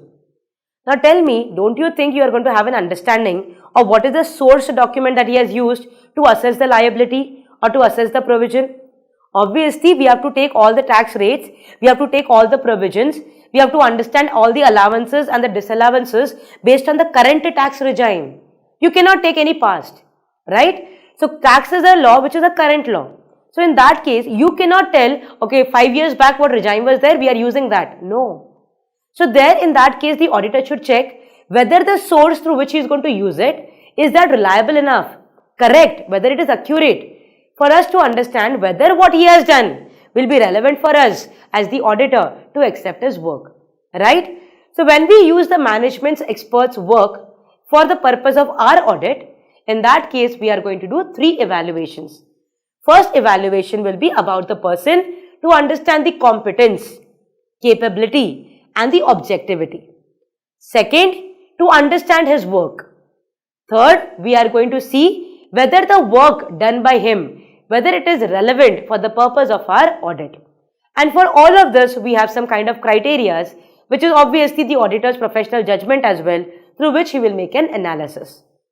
Now, how do we gain an understanding of his competence, capability and whether about his objectivity and all? So some of the examples would be, it would be with the previous experience that you had with that kind of expert. So there is a possibility that in the past, this auditor had come across the expert through which he knows about his capabilities, his competence, all of that. Second, there could be a possibility that you actually have a conversation, you inquire or have a communication with the expert, or there could be some kind of book or maybe a written documentation published, or maybe a newspaper article published by this expert, which will give you an understanding of his competence and capability. Or maybe this particular expert was one of the time auditor's expert, alright. Through all these means, or maybe by understanding his professional qualification, which professional bodies he has the membership in, through understanding about him, you will be able to understand about his capability, about his competence and whether he is having the objectivity in performance of his work. So these are few examples through which you will be able to analyze or evaluate his capability, competences. Alright, then how do you understand the work of the expert? For this, what kind of evaluation you could do? For example, suppose you have appointed a cost accountant as the expert. That means the client has employed a cost accountant as an expert. So here what we will do as the auditors, if I want to evaluate how he has performed his work, then in that case I am going to see the area of his speciality, that is in the what expertise he has, okay, whether he has is there any other special area of expertise that is present. Suppose he is a cost accountant, so there are professional standards, legal standards governing him, so whether he has appropriately used them. What is the internal and the external information or the data that he has used for the purpose of performing his work. So all of these, like the area of speciality that he has, all of this is what I am going to do the evaluation for, alright. And by evaluating this, I will be able to what? Understand the work of this expert. And the last part is appropriateness. That means the work of this particular expert, whether it is appropriate for the assertion that I am finding. For example, when I do the valuation is an assertion that I have to conclude on. So in that case, when I am using the work of the management expert, so whether it is appropriate, like for example, here I will be checking the source information that he is using, whether it is relevant or not. Like I was talking about the income tax provision. So the valuation of that. So the relevant assertion for me is valuation. So whether the valuation he has done as per the proper source, has he used the correct tax regime or has he used some past which is redundant, outdated? You will see that whatever expert has been providing you, whether that is consistent with all the other evidences that you have obtained. Alright, very important is the documentation.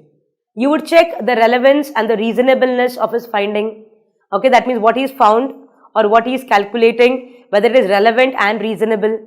Some unreasonable figures will not be accepted. Then when you are calculating the figures, the assumptions and the estimates that you are making, they should be reasonable. Okay, So by this, we'll be able to analyze the work of the management expert. So in a nutshell, to understand, in a very short framework, when you are going to use the management expert's work as a part of your sufficient appropriate evidence, then you as the auditor have a responsibility over you, that you alone will be responsible for the opinion that you give. So in that case, you have to be double sure about using the work. So in that case, you are going to calculate or you are going to evaluate certain things. So three things basically you are going to evaluate.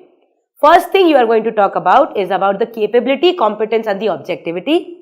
Second, you will first understand the work of the expert before using the work, and then you will see whether the work performed by him is appropriate for the relevant assertion that we are finding. Alright, so this is what the evaluation we will conduct before accepting the work of the management expert. Now, there is one more way through which you can obtain evidence, and that is going to be by some of the information that you get within the organization itself. Now understand, when you are going to get information from within the entity, then in that case, you as the auditor cannot simply rely directly on it. You will have to check the correctness, completeness and the accuracy of the data. Like for example, the purchase orders, they are generated within the organization. Sales invoice within the organization.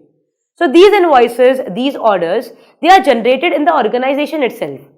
So when you are going to use these information for the purpose as your audit evidence, first the auditor has to evaluate them.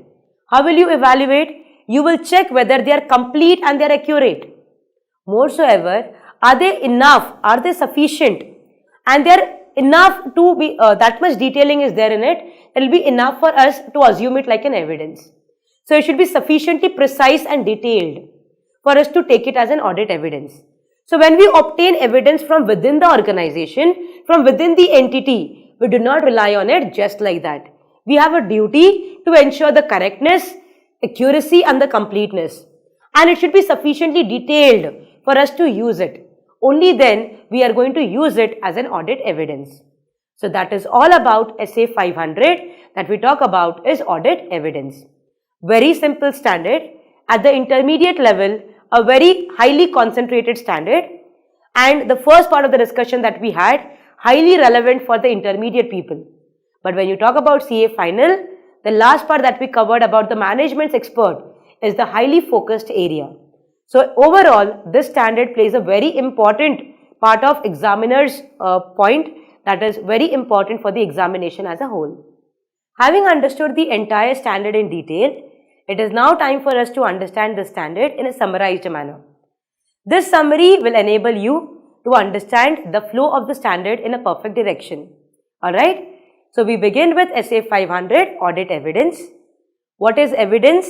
It is the information collected by the auditor for the purpose of drawing opinion on the financial statements. Now, when you talk about information, what constitutes an audit evidence is what we talk about in the standard. Evidence, we always use the word sufficient and appropriate, where sufficiency we connect it to the quantum and appropriateness refers to the quality. Quality means the audit evidence that you get or you collect should be relevant and it should be reliable. Relevant as in, for the appropriate assertion or for the appropriate transaction that you are checking, the data that you correlate to it should be relevant enough. For example, when you check the telephone expenditure, the corresponding invoices of the telephone or the telephone bills should be appropriately checked. So what information you collect should be relevant in the scenario. And reliability is what we talk about is more reliable. Only then we call it to be appropriate. So we have two terms, sufficient and appropriate. And sufficiency, the quantity simply talks about how much evidence should be obtained in order for us to draw a reasonable conclusion. Then we talk about is the reliability of the audit evidence. The concept of reliability tells that where will the auditor believe that the quality of the evidence would be better. Very simple to understand. First, external evidences will always be more reliable than the internal evidences. Evidences in the written form will be more reliable than the oral evidences. Evidence which the auditor will obtain directly will be more reliable than obtained through the client. Internal evidences would be more reliable only if the internal control systems are strong. And the last, we say that the original documents would be more reliable than the photocopies or the films or the digitized formats that we have. Alright, so this talks about the reliability. Now, understand, when we have to perform the audit, performance of the audit is nothing but performance of the audit procedures. Why do we perform the procedures? To obtain the audit evidence. And what kind of evidence do we require? Sufficient appropriate audit evidences. Now, when you talk about what procedures are we following, we broadly have two types of procedures. One we call it to be RAP, Risk Assessment Procedure, and the other we call FAP, Further Audit Procedure. Risk Assessment Procedure we will be doing by understanding the entity and its environment, and will identify all the risky areas in this procedure. Then, based on the result of the risk assessment procedure, we will then do the further audit procedures, that is, the compliance procedures and the substantive procedures. Compliance procedures we do for the test of controls, that is the internal control checking, whether they are present, if they are present, are they operating, and if they are operating, are they effectively operating throughout the year. Then we talk about substantive procedure, where we are going to do the test of details, where we check all the transaction and the account balances. Then, these are the procedures we follow to obtain evidence. Now, when these procedures are followed, what are the methods that we are going to use to follow these procedures? The first method we talk about is inspection, that is examination of the records, documents, tangible assets. Then we talk about observation, that is visually the auditor will be observing the process, the physical counting, etc. Then we have the recalculation, basically to check the arithmetical accuracy, where I gave you the example of depreciation calculation. Then we have the reperformance, where any of the procedure already performed by the client, you will reperform it just to ensure it is sufficient and appropriate evidence for you. Then you have analytical procedures, which will help the auditor to draw some kind of understanding of whether there is kind of unreasonableness between the data that is given. Then we have the external confirmation, where the auditor will be directly getting the responses from the external parties, which we will consider to be very reliable. Then we have the last one, which we call it to be an integral part of the audit, which is an inquiry which will be conducted. Inquiry is an integral part of the audit which will be conducted throughout the course of the audit. From the beginning of the audit to the end of the audit, continuously there will be a conversation struck by the auditor with every personnel in the organization. This inquiry could be either oral or it could be written. But the best part of the inquiry is that it would give an indicator to the auditor which he was not getting it while he was obtaining the other audit evidences. So there could be a possibility that a conversation with one of the employees gave you an idea of something which you were not able to get through the other evidences that you have obtained. So this is one of the very important things that you do as a part of the methods. So that is what inquiry. Now, the next part of the standard talks about inconsistency in the audit evidence. Meaning of this is, suppose for one particular item, the evidences that you have obtained are maybe 3 or 4 in number. But all the 3-4 evidences, different evidences that you have obtained are all giving you the different answer. Like for example, if you talk about inventory, when you look at the store's ledger, when you look at the accounts, inventory valuation, or when you look at the closing stock figure, or when you try to get some kind of confirmation from the creditors or the debtors for understanding the sales and the purchases, for us to do some kind of reverse calculation, all of these evidences which we corroborated together, they are not giving you an uniformity in the answers. So in that case, what happens is, we call it to be inconsistency. So here what happens is, the auditor will have to modify the audit procedure. So he has to check whether he requires to perform additional audit procedure to resolve the matter. Or is it required for him to increase the quantum of the evidences that he has obtained. This is possible when there is an inconsistency, or there is also possible if the auditor believes that the evidence that he has obtained is unreliable in nature. If suppose additional audit procedures also cannot be followed, in that case the auditor is going to think about what will be an impact on the opinion that he is going to give. The last part of the standard, which is considerably very important at the CA final level, is about the management expert. Management expert are those which have been employed or which have been hired by the management who are going to assist them in the preparation of the financial statement. But they are the experts other than experts in accounts and audit. For example, you could have an architect, you could have a chartered engineer, you could have an advocate, you could have a company secretary. It could be anybody or an actuary for that purpose who would help you in the valuation of certain items appearing in the financial statements.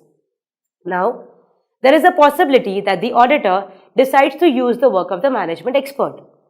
But because the sole responsibility of the opinion rests on the auditor, it is important for the auditor that before he uses the work or the information provided by the management expert for the purpose of serving it as an audit evidence, he has to do some kind of evaluation. So the evaluation that he will be doing is with respect to three things. First, we talk about the competence, the capability and the objectivity of the management expert. Second is we talk about is regarding how are we going to understand the work of the expert. Third, whether the expert's work is relevant or appropriate for the purpose of our audit. After understanding all the three, we then come to a conclusion whether the information given to us by the expert, are we going to use it as a relevant audit evidence or not. Finally, there is also a possibility that the auditor could obtain information from some things which are within the organization. But when the information is obtained from within the entity, he has to double check it again. That means he will check the completeness, the accuracy of the information, and he will check whether it is precise and sufficiently detailed in order for him to use it for the purpose of audit evidence. Suppose if you take a purchase order, if the purchase order is not properly completed, if all the details are not properly appearing, then this purchase order will not prove or will not serve as a sufficient audit evidence. So this is all about SA500 audit evidence, and as I told you, examination one of the highlighted areas. Alright, now moving on to the next part, we are now going to understand about what will happen if there is going to be an inconsistency in the audit evidences that we have obtained. Okay, this we will do with an example so that the concept is very clear to you. Let us take the example of cash balance verification. So we are checking a balance sheet item, an asset, cash, and we have to check whether the cash balance appearing in the balance sheet is correct or not. Alright, now for these we are going to have multiple evidences to be obtained. We could check the BRS, or let us not take the cash balance, let us take the bank balance which has been appearing in the balance sheet. So let us see what all we can have. We will first have to check externally maybe with the bank to understand the bank balance with them. So we will obtain external confirmation. We will do inquiry with the management. Third, we could check the BRS. Okay. Then we could also have a physical verification of the cash. If you have the cash and bank balance item taken together, we could do the physical verification. Alright. Now, here what happened is, maybe there is a possibility that these all evidences that you are obtaining are all giving you different answers. So if you talk to the bank or you obtain the external confirmation from the bank has given you an amount of maybe 5 crore. When you checked into the BRS, when you recalculated by doing all the reverse calculations, you got maybe 7 crore. When you inquired with the management, their inquiry gave an answer to you of 3 crores. When you look at the balance sheet figure, it is appearing at 6 crore. Okay. So all of this has given you an inconsistency about which amount is correct. So all the evidences that you obtained, all the information that you obtained, they are inconsistent with each other. Now when such a scenario appears or when such a scenario happens, in that case what will you do? Now let me tell all the students very clearly, don't jump to conclusion. Always do not think about modifying the opinion. Always that is not going to be the answer. Understand, when there is going to be an inconsistency, the auditor is going to try to resolve the matter first. He will not jump to a conclusion of directly modifying the opinion. Wrong. What the auditor will do is, he will try to resolve the matter by performing additional audit procedures. So he will perform additional audit procedures maybe he would increase the number of items to be checked again, or maybe the sufficiency and appropriateness will undergo a revision. Okay, in that way, he will perform additional audit procedure, redesign his audit plan that he will be doing. Okay, or maybe he would increase the quantum of the evidences that he checked. Some way or the other, he will try to modify the procedure that he has followed. So, he will perform what? Additional audit procedures. After that, also if there is inconsistency and he is not able to come to a conclusion, then he comes to a conclusion that yes, there is a misstatement. And in that case, we then will believe in modifying the opinion. But directly, we will never modify the opinion. We will first check for an alternative. And what is alternative? We will be having some additional audit procedures to be performed. We are going to increase the nature, timing and extent of our audit procedures. And then if that does not work out, then in that case, we will check the impact of the same on our audit report, that is the opinion that we are going to give on the financial statements. Now this basically covers the entire SA500, but we are left with something very important which is highly relevant.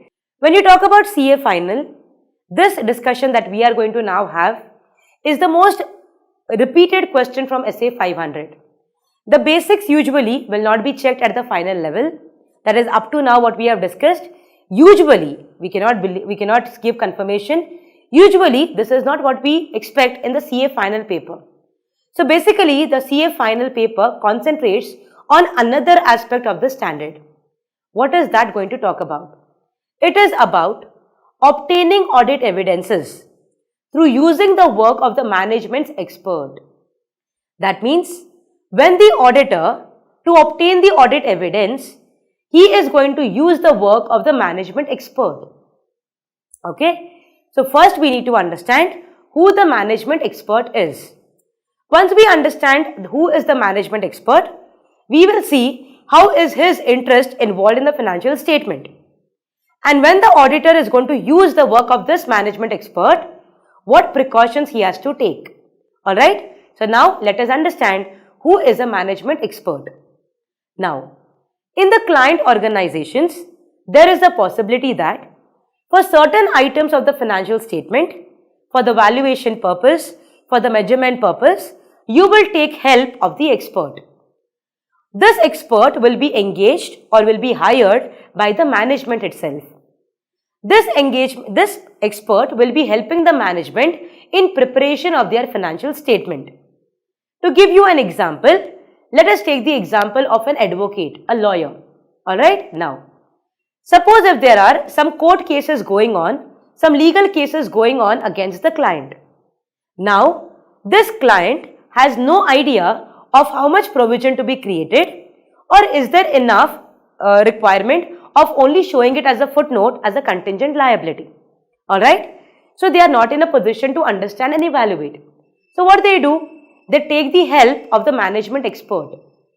So they hire or employ an expert, and this expert will assist them in coming to a conclusion whether it should be a provision or can it be shown as a contingent liability by obviously making some reasonable calculations and the assumptions. Then they would also help in ascertaining the amount of provision to be created. How much would be the estimated amount? So what is happening here? This person, the expert, is helping the management in the preparation of the financial statement. Why? Because preparation of financial statement is having all the items in place. So here when I talk about a provision is very much an item of the financial statement, and the valuation of the provision is done by an external third party, that is the lawyer. So this lawyer who has helped the management in coming to an estimation of this provision amount, we call him to be a management expert. Alright. Second example for you to understand would be actuary. We have a person, an expertise, whom we call it as what? Actuary.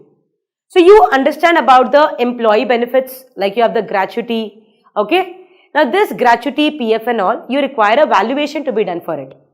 So this gratuity amount, the valuation, we give it usually to an expert called as the actuary. So actuaries are the experts which will help us to assess and value the gratuity amount which we have to show in the financial statements. Right? Now, this actuary who has assisted the management in determining this amount, we call him to be a management expert. So in a very simple words, the expert who will assist the management in the preparation of the financial statement, we call him to be a management expert. He should be an expert in a field other than accounts and audit. Why? Because accounts and audit, the expert is who? A chartered accountant. So here we are talking about other experts and we are calling them to be management expert. Understand the reason why management expert. I am simply not calling him expert. I am calling him what? Management expert. Why? Because he is employed by whom? The management. He is assisting whom? Management. Who is preparing financial statement? Management. So the entire work of this expert is used by the management in the preparation of the financial statement. So we call this expert to be what? A management expert. Students should not get confused with an auditor's expert. What is auditor's expert? Auditor's expert is the person or the expert who has been appointed or employed by the auditor in order to assist the auditor in performing the audit. Like for example, if I go to do the audit of maybe the Kalyan Jewelers, so they are into gold. So tell me, do I know how to value the closing stock of gold? No. But I need to check whether they are valued correctly or not. So in that case, I as an auditor will be appointing a expert for helping me to assess the valuation. So that is the person appointed by the auditor for the purpose of conducting the audit. So we call that person to be what? Auditor's expert. An auditor's expert we talk in detail in standard 620, where we are going to talk about using the work of auditor's expert. So do not get confused. Here we talk only about using the work of the management's expert by the auditor.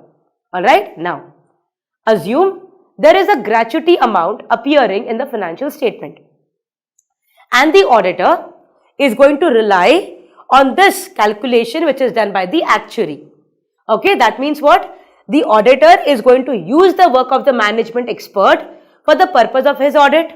Alright, now we have to understand properly whether you use the work of management expert or you don't use the work of management expert. Ultimately, on the opinion that you give on the financial statement, you alone will be responsible. That means it is the auditor alone who will be responsible for the opinion that he is going to give on the financial statement. So don't you think it is the duty of the auditor that when he decides to use the work of the management expert, he has to evaluate this kind of position properly? So we have to see what are the evaluations or what are the examinations that the auditor should conduct before he uses the work of the management expert as a sufficient appropriate evidence to form his conclusion. Alright, so let us see what are the evaluations to be conducted by the auditor in order to use the work of management's expert. Let us continue with the same example of the gratuity. Alright, now this amount has been calculated by the actuary. Alright, so he is the management expert.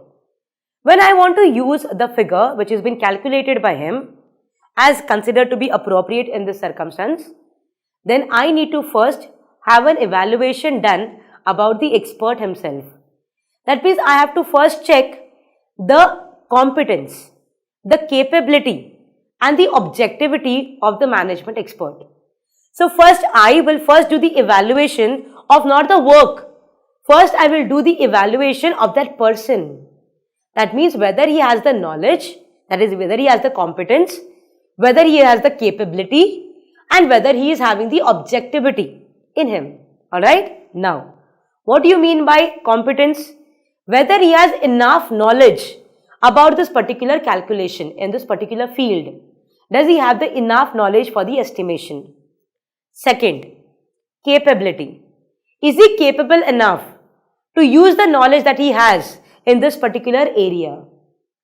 That means the knowledge that he has acquired, is he able to adopt it correctly in the given scenario? Third, it is about objectivity. That means does he has any conflict of interest? Is he biased? That also we have to check. Obviously understand the figure that he has been given there should be correct. So obviously having a conflict of interest, having a biased judgment will make no sense here, right?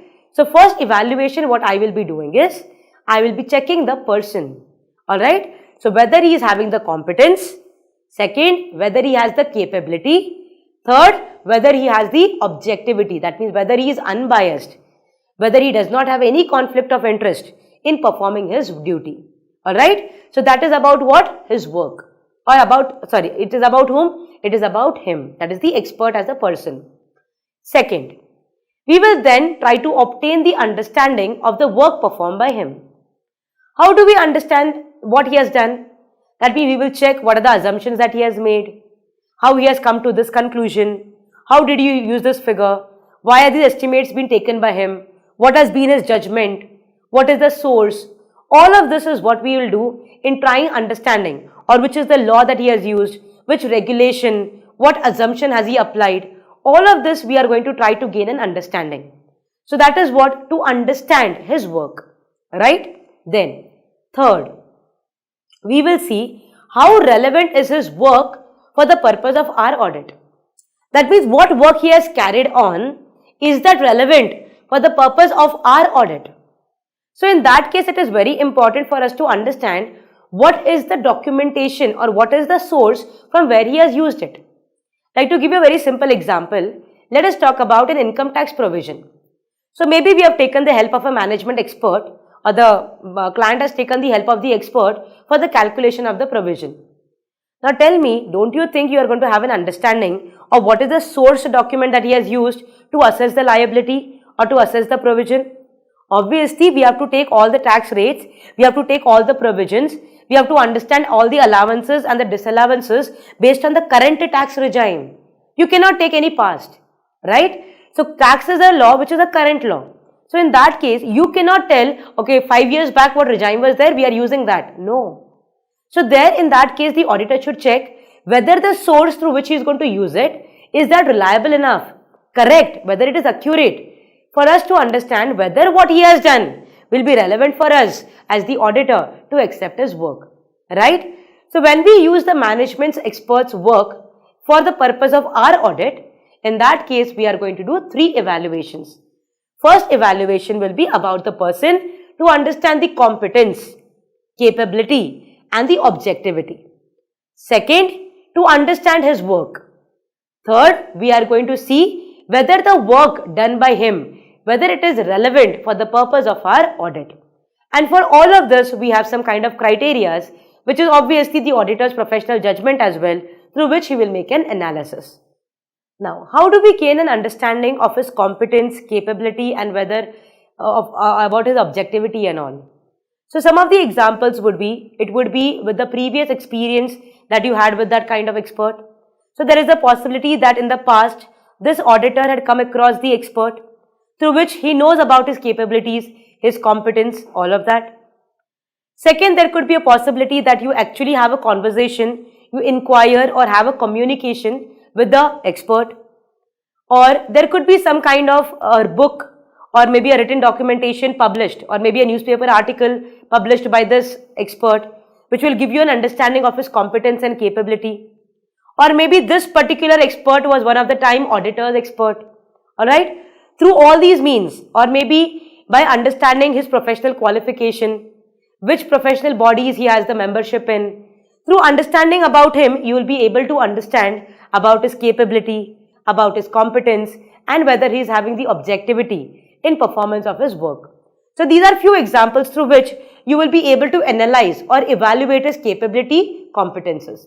Alright, then how do you understand the work of the expert? For this, what kind of evaluation you could do? For example, suppose you have appointed a cost accountant as the expert. That means the client has employed a cost accountant as an expert.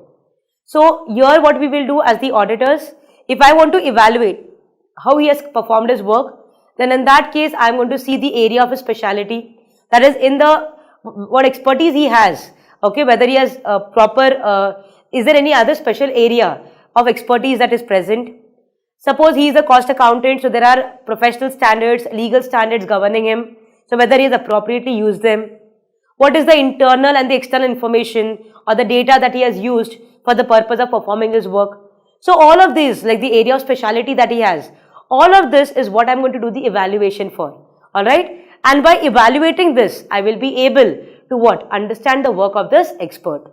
And the last part is appropriateness. That means the work of this particular expert, whether it is appropriate for the assertion that I am finding. For example, when I do the valuation is an assertion that I have to conclude on. So in that case, when I am using the work of the management expert, so whether it is appropriate, like for example, here I will be checking the source information that he is using, whether it is relevant or not. Like I was talking about the income tax provision. So the valuation of that. So the relevant assertion for me is valuation.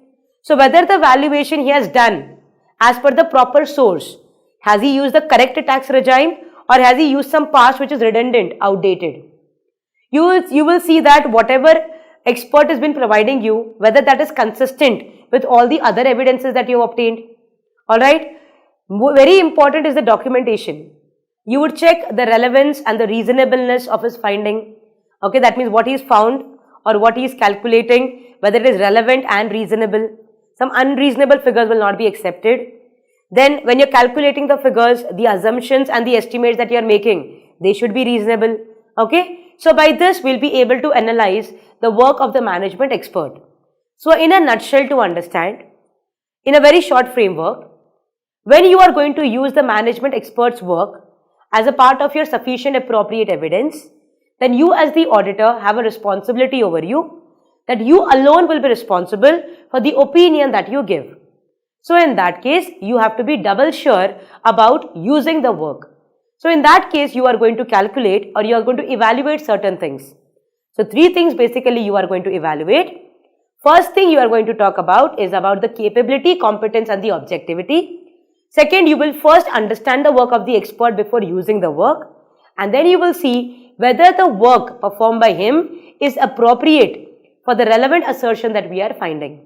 Alright, so this is what the evaluation we will conduct before accepting the work of the management expert.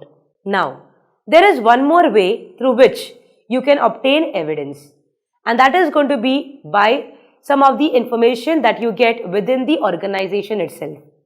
Now understand, when you are going to get information from within the entity, then in that case, you as the auditor cannot simply rely directly on it. You will have to check the correctness, completeness and the accuracy of the data. Like for example, the purchase orders, they are generated within the organization.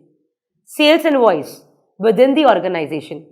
So these invoices, these orders, they are generated in the organization itself.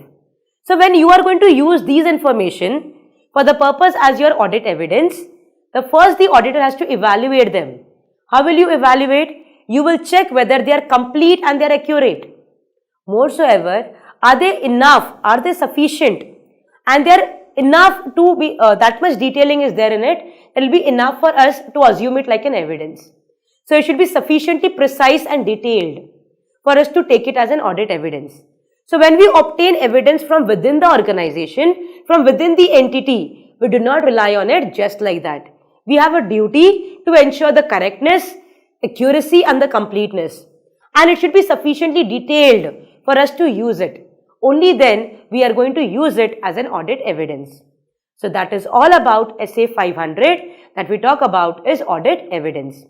Very simple standard. At the intermediate level, a very highly concentrated standard, and the first part of the discussion that we had, highly relevant for the intermediate people. But when you talk about CA final, the last part that we covered about the management's expert is the highly focused area. So overall, this standard plays a very important part of examiner's point, that is very important for the examination as a whole. Having understood the entire standard in detail, it is now time for us to understand the standard in a summarized manner. This summary will enable you to understand the flow of the standard in a perfect direction. Alright, so we begin with SA500 audit evidence. What is evidence? It is the information collected by the auditor for the purpose of drawing opinion on the financial statements. Now, when you talk about information, what constitutes an audit evidence? is what we talk about in the standard. Evidence, we always use the word sufficient and appropriate, where sufficiency we connect it to the quantum and appropriateness refers to the quality. Quality means the audit evidence that you get or you collect should be relevant and it should be reliable. Relevant as in, for the appropriate assertion or for the appropriate transaction that you are checking, the data that you correlate to it should be relevant enough. For example, when you check the telephone expenditure, the corresponding invoices of the telephone or the telephone bills should be appropriately checked. So what information you collect should be relevant in the scenario. And reliability is what we talk about is more reliable. Only then we call it to be appropriate. So we have two terms, sufficient and appropriate. And sufficiency, the quantity simply talks about how much evidence should be obtained in order for us to draw a reasonable conclusion. Then we talk about is the reliability of the audit evidence. The concept of reliability tells that where will the auditor believe that the quality of the evidence would be better. Very simple to understand. First, external evidences will always be more reliable than the internal evidences. Evidences in the written form will be more reliable than the oral evidences. Evidence which the auditor will obtain directly will be more reliable than obtained through the client. Internal evidences would be more reliable only if the internal control systems are strong. And the last, we say that the original documents would be more reliable than the photocopies or the films or the digitized formats that we have. Alright, so this talks about the reliability. Now, understand when we have to perform the audit, performance of the audit is nothing but performance of the audit procedures. Why do we perform the procedures? To obtain the audit evidence. And what kind of evidence do we require? Sufficient, appropriate audit evidences. Now, when you talk about what procedures are we following, we broadly have two types of procedures. One we call it to be RAP, Risk Assessment Procedure, and the other we call FAP, Further Audit Procedure. Risk Assessment Procedure we will be doing by understanding the entity and its environment and will identify all the risky areas in this procedure. Then, based on the result of the risk assessment procedure, we will then do the further audit procedures, that is, the compliance procedures and the substantive procedures. Compliance procedures we do for the test of controls, that is the internal control checking, whether they are present, if they are present, are they operating, and if they are operating, are they effectively operating throughout the year. Then we talk about substantive procedure, where we are going to do the test of details, where we check all the transaction and the account balances. Then, these are the procedures we follow to obtain evidence. Now, when these procedures are followed, what are the methods that we are going to use to follow these procedures? The first method we talk about is inspection, that is examination of the records, documents, tangible assets. Then we talk about observation, that is visually the auditor will be observing the process, the physical counting, etc. Then we have the recalculation, basically to check the arithmetical accuracy, where I gave you the example of depreciation calculation. Then we have the reperformance, where any of the procedure already performed by the client, you will reperform it just to ensure it is sufficient and appropriate evidence for you. Then you have analytical procedures, which will help the auditor to draw some kind of understanding of whether there is kind of unreasonableness between the data that is given. Then we have the external confirmation, where the auditor will be directly getting the responses from the external parties, which we will consider to be very reliable. Then we have the last one, which we call it to be an integral part of the audit, which is an inquiry which will be conducted. Inquiry is an integral part of the audit which will be conducted throughout the course of the audit. From the beginning of the audit to the end of the audit, continuously there will be a conversation struck by the auditor with every personnel in the organization. This inquiry could be either oral or it could be written. But the best part of the inquiry is that it would give an indicator to the auditor which he was not getting it while he was obtaining the other audit evidences. So there could be a possibility that a conversation with one of the employees gave you an idea of something which you were not able to get through the other evidences that you have obtained. So this is one of the very important things that you do as a part of the methods. So that is what inquiry. Now, the next part of the standard talks about inconsistency in the audit evidence. Meaning of this is, suppose for one particular item, the evidences that you have obtained are maybe 3 or 4 in number. But all the 3-4 evidences, different evidences that you have obtained are all giving you the different answer. Like for example, if you talk about inventory, when you look at the store's ledger, when you look at the accounts, inventory valuation, or when you look at the closing stock figure, or when you try to get some kind of confirmation from the creditors or the debtors for understanding the sales and the purchases, for us to do some kind of reverse calculation, all of these evidences which we corroborated together, they are not giving you an uniformity in the answers. So in that case, what happens is, we call it to be inconsistency. So here what happens is, the auditor will have to modify the audit procedure. So he has to check whether he requires to perform additional audit procedure to resolve the matter. Or is it required for him to increase the quantum of the evidences that he has obtained? This is possible when there is an inconsistency, or there is also possible if the auditor believes that the evidence that he has obtained is unreliable in nature. If suppose additional audit procedures also cannot be followed, in that case, the auditor is going to think about what will be an impact on the opinion that he is going to give. The last part of the standard, which is considerably very important at the CA final level, is about the management expert. Management expert are those which have been employed or which have been hired by the management who are going to assist them in the preparation of the financial statement. But they are the experts other than experts in accounts and audit. For example, you could have an architect, you could have a chartered engineer, you could have an advocate, you could have a company secretary, it could be anybody or an actuary for that purpose who would help you in the valuation of certain items appearing in the financial statements. Now, there is a possibility that the auditor decides to use the work of the management expert. But because the sole responsibility of the opinion rests on the auditor, it is important for the auditor that before he uses the work or the information provided by the management expert for the purpose of serving it as an audit evidence, he has to do some kind of evaluation. So the evaluation that he will be doing is with respect to 3 things. First, we talk about the competence, the capability and the objectivity of the management expert. Second is we talk about is regarding how are we going to understand the work of the expert. Third, whether the expert's work is relevant or appropriate for the purpose of our audit. After understanding all the 3, we then come to a conclusion whether the information given to us by the expert, are we going to use it as a relevant audit evidence or not. Finally, there is also a possibility that the auditor could obtain information from some things which are within the organization. But when the information is obtained from within the entity, he has to double check it again. That means he will check the completeness, the accuracy of the information, and he will check whether it is precise and sufficiently detailed in order for him to use it for the purpose of audit evidence.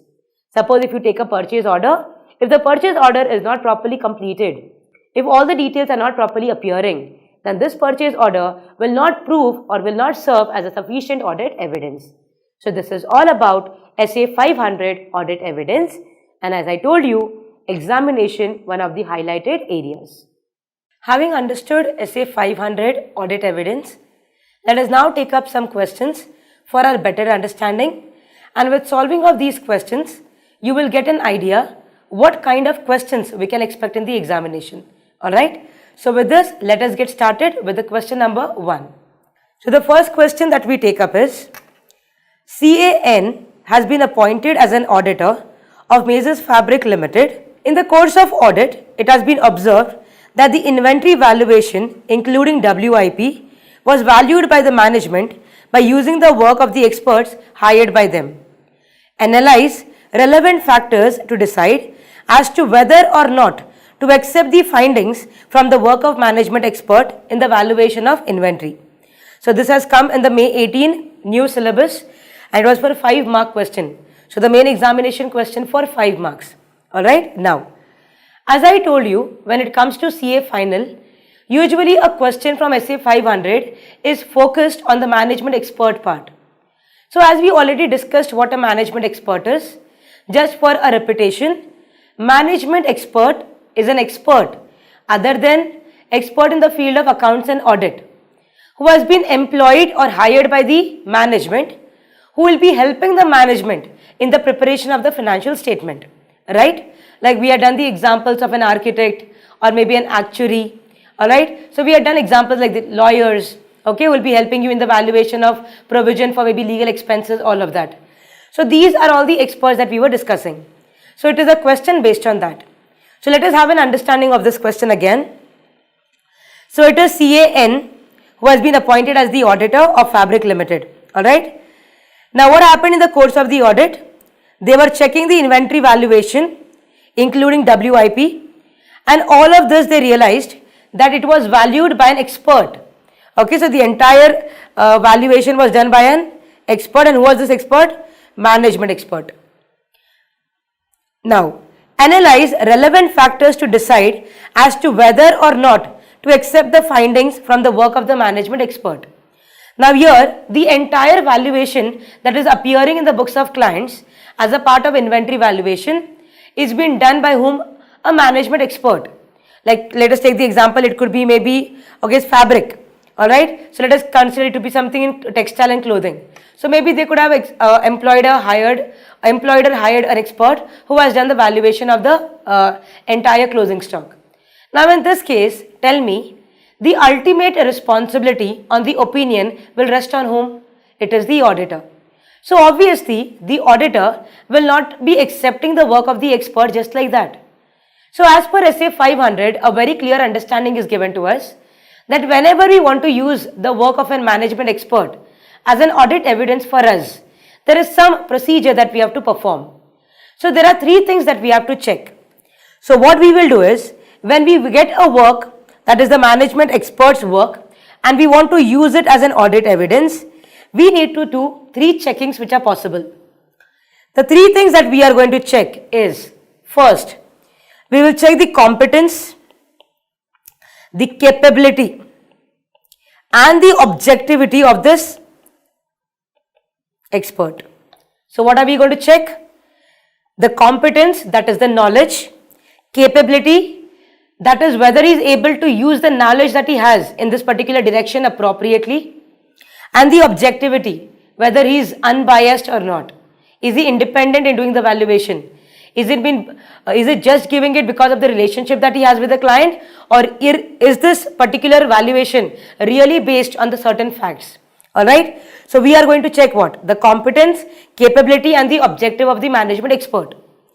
After that, we will try to understand the work.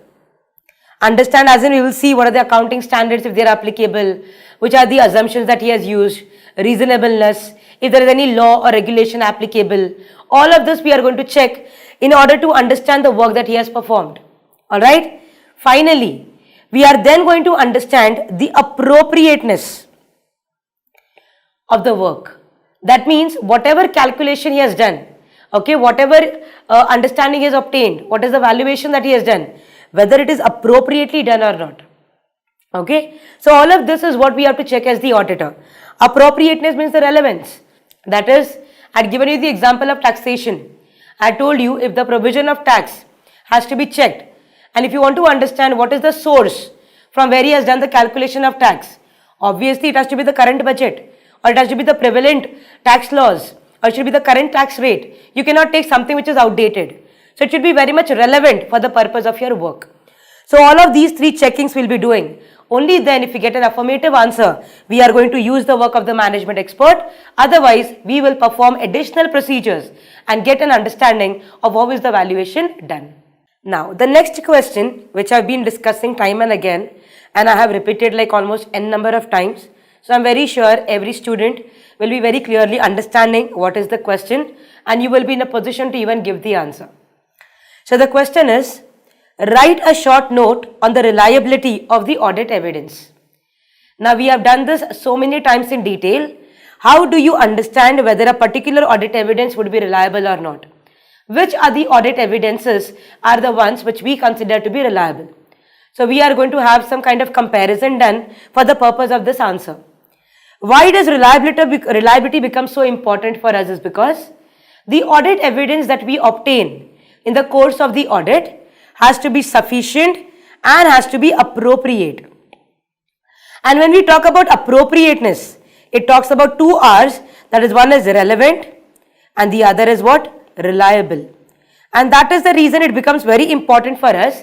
Whenever we obtain audit evidence, they have to be reliable audit evidence. Now, how do you understand which evidence would be more reliable than the other? So, obviously, we have the comparison to be done. First, any evidence that we obtain from an independent source outside the entity would be more reliable than obtaining it from internal people. So, what is it? Independent source. Third party, outside the organization, right? Then, second, again connected to the first one, external evidences are more reliable than internal evidences. Obviously, internal evidences, there is a highest scope of manipulation by the internal people, correct? So, which are more reliable? External evidences would be more reliable than internal evidences. Third, internal evidences would be reliable if the corresponding internal controls are strong. That means we know in the audit we do what? Test of controls. So before moving on to substantive procedures to do test of details, we are going to first check the operating effectiveness of the internal control, which we call it to be what? Test of controls or the compliance procedures. So there you will be able to understand whether the internal control of the client is effective or not. And based on that, once you come to a conclusion that yes, the internal controls are good and they are operating effectively, then obviously we will be in a position to rely on the internal information.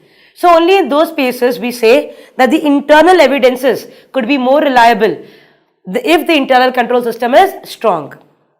Then, always understand written evidences are going to be more reliable than oral evidences.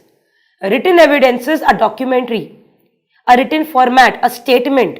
These will be taken by the auditor permanently. So obviously there is no scope for the other person to back out from the words that he had used. So inquiry is oral, but inspection is of the written documentation. We would consider always a written evidence to be more reliable than an oral evidence, because oral includes words spoken by a person who could back out any time. Right? He would deny tomorrow, I never told this. So in that case, we always believe what? Written evidences would be more reliable than what? Oral evidences. Fifth, audit evidences obtained directly by the auditor would be more reliable than obtained through whom? The management. So any evidence that you require, like for example, external confirmations. So this is what you are obtaining directly from the third party. These would be more reliable other than the one which you will tell the management to provide. Like for example, management provides you with a written representation, whereas you can obtain external confirmation, obviously which would be more reliable, the external confirmation. So what is obtained by the auditor directly would be more reliable than which we obtain from the management or through the management. So there could be some information which we want the management to collect. Okay, if we say tell the management, obtain the bank statement from the bank and give it to us. So it can obtain the bank statement, but while giving it to us, there could be a manipulation, right? So that would be less reliable when compared to directly obtained by the auditor. Last, tell me, in today's world, copying has become very easy, tampering has become very easy, duplicacy very easy, pirating very easy. So in that case, what we tell here also is same thing applicable. Always originality is better. So original documents will always be preferred over the photocopies or the digitized films, whatever you have. Anything which is filmed, photocopied, these would be less reliable. Xerox, all of these. Xerox and photocopy is obviously the same that we call it. Just for you to understand, or you would get an idea, photocopy and Xerox actually mean the same. Alright, so we believe in obtaining original documents from the client. We do not believe in the photocopies, because originality is always better than what? Copies or the photocopies that you have. So this is the reliability of the audit evidence. So in this answer, you could have started with why you require reliability by giving the introduction to sufficiency and appropriateness. And then you could start giving answer of all the reliable points. That is, when you obtain from the independent third party, more reliable. External evidence more reliable than the internal. Internal would be reliable if the internal control is strong. Written evidences more reliable than oral evidences. Obtained directly by the auditor more reliable than obtained through the management. And obviously, original documents would be more reliable than that of photocopies or the digital films or any kind of duplicacy that you have done of the documentation, because there is a scope of tampering, manipulation, which could not be apparent from the face of it. Alright, so this is the answer for short note on the reliability of audit evidence.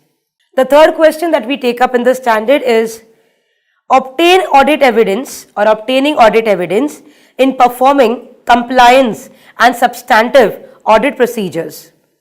Okay, comment. So they have given you a phrase or a sentence which tells obtaining audit evidence in performing compliance and substantive audit procedures. Now, compliance procedures are test of controls.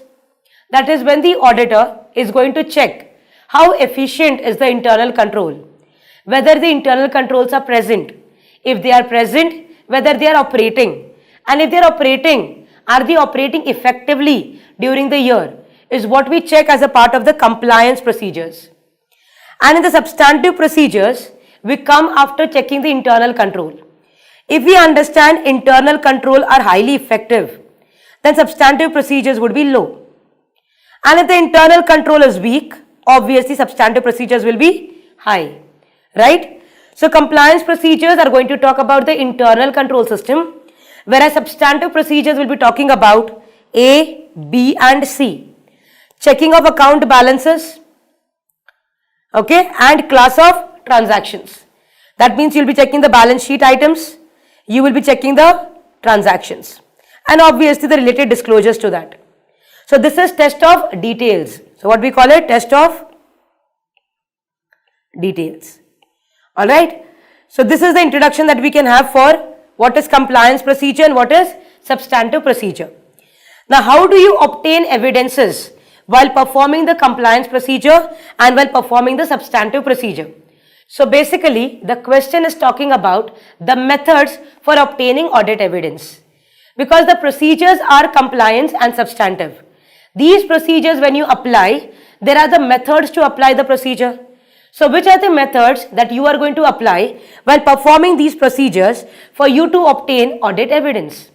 So this we have done detailing in where? SA500. So which are the methods? First, inspection of records, documents, tangible assets, okay, or maybe if you have internal control checking for the compliance procedure, then you will be checking the standard operating procedures manuals. So you will be having those documentation where you will see how is the flow of work, how is the delegation of authority done. Okay, then you will do the walkthrough just to understand whether all the internal controls are in place or not. Correct? So first is what? The inspection. Second we do is observation. Observation is what? Nothing but what is visualized by the auditor. So that could be done as a part of internal control, and that is also done while checking the assertions of the test of control. So for example, existence of a particular asset, you can observe it. Physical verification, observation. Internal control, you can just have a dummy entry passed and you can observe whether the processing is happening correctly or not. So that is observation, right? So first we have inspection, second we have is observation. Then we have external confirmation. This is basically for substantive procedures, alright. So substantive procedures, we can also obtain evidences through the external confirmation, which we study as a part of 505. Then after external confirmation, we come to analytical procedures. So analytical procedures we could do for checking the sales, purchases, where we do a kind of reasonableness checking. So when you find anything unreasonable, unusual fluctuation, then we are going to apply additional audit procedures to check it. So one of the ways to obtain evidence would be performing analytical procedures. Then we do recalculation. Basically I told you depreciation, or maybe you could enter dummy transaction in a particular computer just to check whether the internal control is really there, whether calculation is really happening as per the said software by the client. Okay, so whether the controls are in place or not. Okay, then, or if you just want to see, can any person insert this particular data? So if suppose while you enter this dummy data, if the system is asking you to give a password, that means the control is strong. That means any person in the organization cannot bring in any extra data in the system. If you have to insert a data, add a data, you require entry through a password. So that is the control that you can check, right? Then that could come as a part of re-performance also, because about password would be re-performance only, because that is an internal control checking which you will re-perform and check whether it is happening or not. Alright? Risk assessment procedure of the entity. They have their own RAP, but can you 100% rely on them? No. So you will perform your own just to see whether you are able to assess the risk appropriately or not. Then last we talk about is the most important one, inquiry. Inquiry is going to happen throughout the audit. So be it the compliance procedure, whether testing of controls, or be it substantive procedure, test of details, everywhere we are going to have what? Inquiry. Inquiry is one of the fundamental aspects of conducting the audit. Every person in the organization we question. We try to get the answers from different level of the organization. These inquiries would serve a very important purpose for us to get an idea also that there is a risk of material misstatement. Sometimes the evidence that you obtained and the conversation that you had would contradict. Again, a doubt as to the reliability. Okay? So these are all what? A method through which we can obtain evidence in both compliance as well as substantive audit procedure. So when a question like this appears, you will be first explaining what is compliance, what is substantive, and then you could also, then you have to give the answer for methods of obtaining the audit evidence. So these are the methods. So once again for a reiteration, first is inspection, second observation, third external confirmation, fourth analytical review, fifth recalculation, sixth re-performance, seventh inquiry. So all of these are the methods that we are going to use in performing both substantive and compliance procedures to obtain sufficient appropriate audit evidence. So this is all about the question, obtaining audit evidence in performing substantive and compliance procedures.